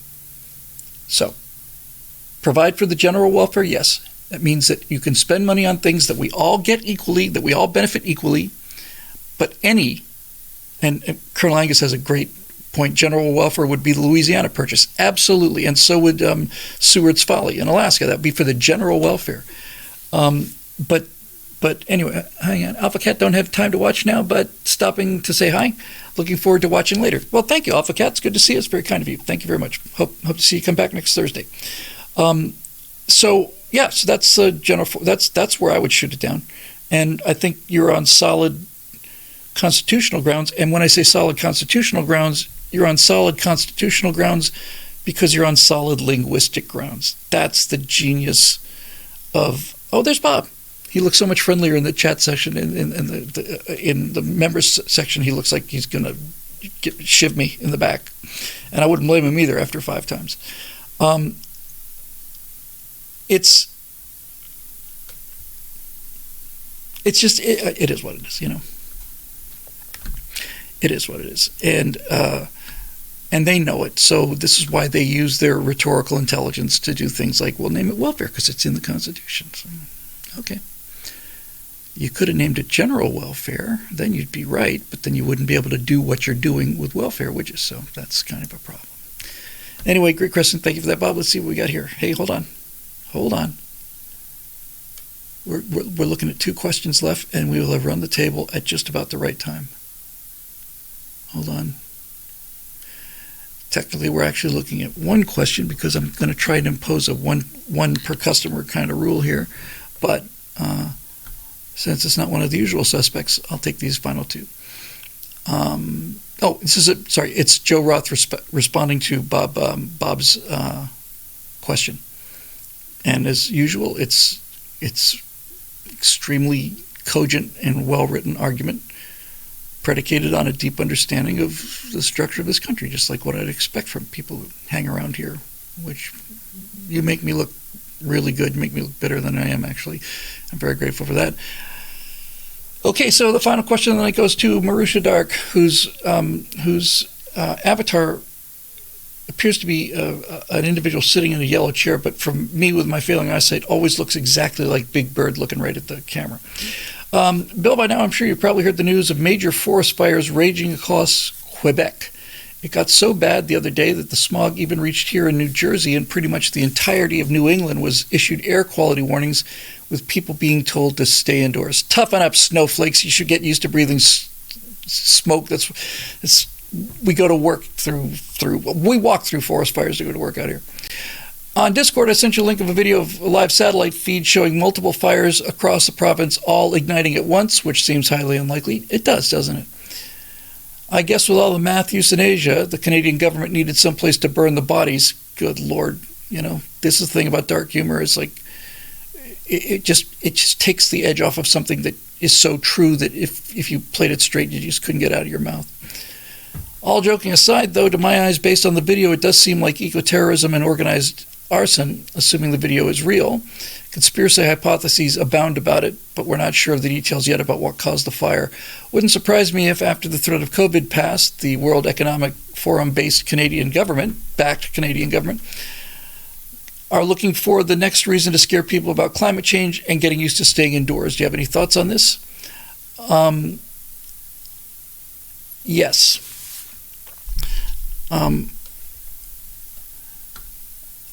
I've always been careful about this, and I'm going to be careful about it now. This show's not widely watched. I don't think it's going to be. It's not like it's a security leak or anything. It's just something that I don't like talking about things that are beneficial to people who can harm the country. Real quick, Cody Fett for $5 says, everyone thought that Alaska was a great purchase at the time. Not sure where the Seward's Folly line got started. I've heard nothing but people saying it was a catastrophe, but that's just what I'm reading. So if there's another side to it, Cody, that's great. Anyway, back to the fires. When we were in the post-911 days, and we were wondering where the next attack was coming from, and we were checking underneath. When I was working in a movie studio at the time, and to get on the lot, we had to have the mirror underneath the car checking for explosives and opening the trunks checking for explosives. And I remember one of the Onion articles or something was talking about what the the Duluth County Public Library was doing to harden itself against terrorist attacks, something like that. But it occurred to me that the easiest and simplest way to do massive amounts of damage would be to take 5 people with a Bic lighter into the Hollywood Hills in the end of summer. And that's all it would take. These California fires occasionally seem to be, sometimes they're lightning strikes, sometimes they're a fire that maybe shouldn't have been there, got out of control. Certainly some of them are deliberate arson, but they're deliberate arson by one person who's lighting a fire in one place, and that fire could extend to hundreds, thousands of acres and kill many people like it did several years ago. Just burn out an entire town here. But if you think about it, not only would it be a very small number of people, a trip to 7-Eleven would get you armed. And furthermore, it's not like you're driving around with a bomb in your car, right? If you're not caught red-handed doing it, then you just walk away, So like I said, I don't like to really harp on these kind of things, but to answer your question about whether it was intentional or not, terror arson would destroy Southern California. And honestly, I really believe I could, just by myself, meaning any one person, could conceivably, if you pick your time right, you know what you're doing, you wait for the winds in the right direction, conceivably one person, in a Toyota in one night could, for all intents and purposes, make Southern California uninhabitable. And you got to figure too that if there are wildfires in Quebec, I certainly have my sympathy. I've seen these things here; they're horrific.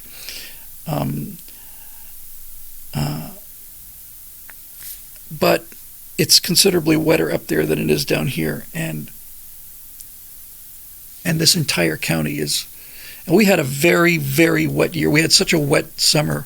Such a wet winter that they declared like an emergency and extension on your taxes and all the rest of this stuff because it rained. But for California, it rained a lot. Florida guy, it's like, well, did I miss something? But by California standards, it was a real rain.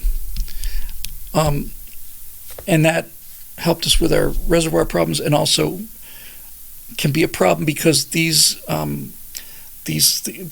tumbleweeds and sagebrushes and all the things that are out there, the wild weeds that are on the hillsides everywhere, they are biologically wired to grow like crazy when there's water. They're weeds, basically. So every year in Southern California, we get a week of rain, pretty much a week it seems. And then that's pretty much it. And then shortly after that, you can drive through California, especially if you go out on the 101 from Los Angeles towards Santa Barbara. And for maybe 3 weeks out of the year, you can tell yourself you're in Ireland. It is just emerald green everywhere. It's just green, the greenest green I've ever seen. It's all these plants just doing everything they have to do for the year. Now, the problem with a wet winter is that while it helps with the reservoirs, it means that the amount of flammable undergrowth has grown explosively. Right now, it's not dry, but it will be. And that is the downside of wet winters. Now, if we had a government, a federal government or a state government, any sense of adults in charge, if there were adults in control, if I was the governor of Florida, if I was the governor of California, rather, then while things were still wet, while it was still raining, I'd get real experts in there, and I would get lots of different experts. I'd go to the wisdom of the crowds. I'd get people from every walk of life. I'd get farmers. I'd get long-term residents, but I would certainly get firefighting experts and all the rest of them. I get meteorologists, and before it rained that year, I would sit down with them, and I would take a look at the areas that are at the biggest risk for wildfire, and I would say, what can we do while it's raining to firewall these things. What if we have limited resources and limited time? So if we're going to bulldoze a couple of lines, right? If we're just going to go out there with bulldozers, I'm going to mobilize every bulldozer I get my hands on as governor. What would we have to do, in what order, to put circuit breakers into this wildfire thing? And that's what a government would do. Yeah, a.k.a. Woody Fool says, manage the forest heresy. Not even a forest, it's just weeds. Weeds. Manage it? Yes, absolutely. And I would do it while it's raining, because you could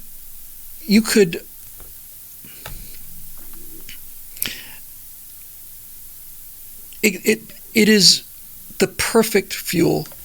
It is very, very, very dry. And unlike a tree trunk, which really needs a lot of heat to get going, it's hard to burn a log. Everybody's ever had a fireplace. You know that you put a log in there, and if you don't already have a fire going, it takes a little bit of tinder to get the log rolling. If the log is already, if the fire is already burning, then the log will go pretty fast. But it takes a while, right? And that same thing applies to wildfires. It takes a significant duration of fire, not just extent, but duration, to catch big trees on fire. But these are literally tumbleweeds from the movies. They are the perfect fuel. They're nothing but fuel surrounded by air. You couldn't design a more flammable thing than these things. So once that thing starts, man, it goes. And fire will move in two directions. Fire will move downwind and fire will move uphill. That's all it does. Fire doesn't go into the wind and fire doesn't go downhill. It doesn't. So I would look at the map and I'd have geologists, I'd have everybody, and I'd say, all right, what is the most likely place to see a fire, and what would be the most catastrophic outcome, and what would we have to do to prevent that? Let's get out there and start stripping the hillside. How wide does this strip have to be? I think it'd have to be pretty wide, to be honest with you, because my point about that being so flammable is that if you're dealing with a large forest, you could put a couple hundred yards just clear the ground for a couple hundred yards. That'd probably do it. But with these fires and with the winds, it only takes a couple of embers to just light the whole county up, right? Just light it up. So I don't know if you see an authentic picture, Marusha, of fire starting in a line at the same time, somebody's at work. And it doesn't have to be our insect overlords, but it could be. Again, I don't like talking about this much. It's not like this is widely. I certainly wouldn't say this if I was on the air, like on TV or anything. But the amount of damage that could be done by coordinated, organized arson is unbelievable. And I'm really quite surprised that it hasn't happened yet. All right. Well, Douglas, I'm sorry, is it Gaxiola? Sorry, Douglas, I don't mean to butcher your name. I hate it when people do that to me. Hopefully it's Douglas Gaxiola. You forgot the 3 years of required environmental impact assessments and then 12 years of fighting lawsuits from all of the eco-Nazis. Yes, I did. I did forget that. Well, I'm assuming that I was elected dictator. And the first thing I would do is elect a dictator is I'd get rid of all the bureaucracy. And the second thing I'd do would be I would limit my term. Let's see. I think that's about it. I was the first student on first. Hang on.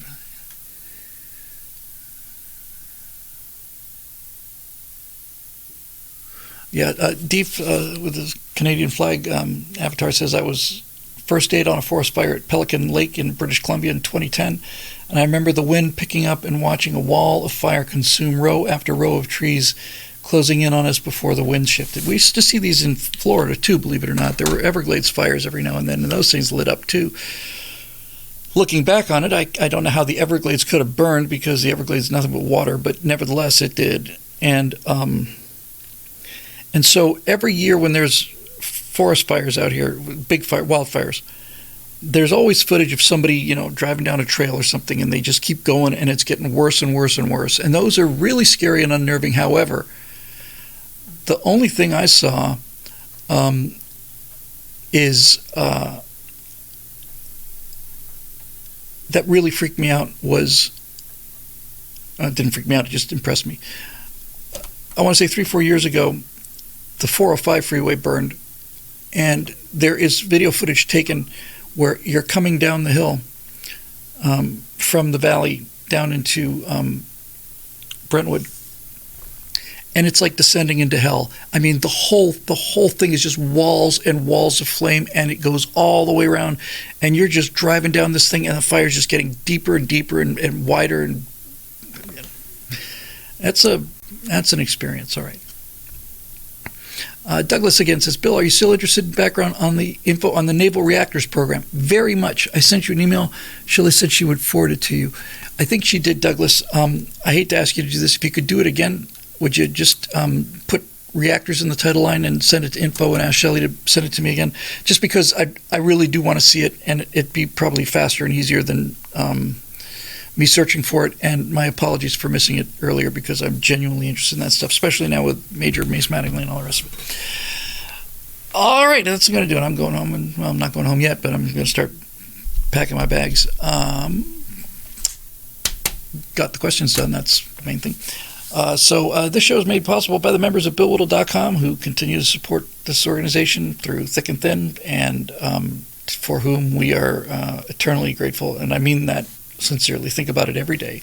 There's not a day that goes by when I don't think about the people that part with $10 a month to allow me to continue doing this, and Steve and Scott and Zoe and all the rest of them. Very grateful on a daily basis, and very grateful and very appreciative of the life I've been able to lead, thanks to the contributions of those of you out there. Most of you are Stratosphere Lounge guys. So again, thank you very much for that, and on behalf of my wife as well as Steve and Scott and Shelley and Mark, our editor, and Zoe, and the uncounted thousands that I have down in the HR department.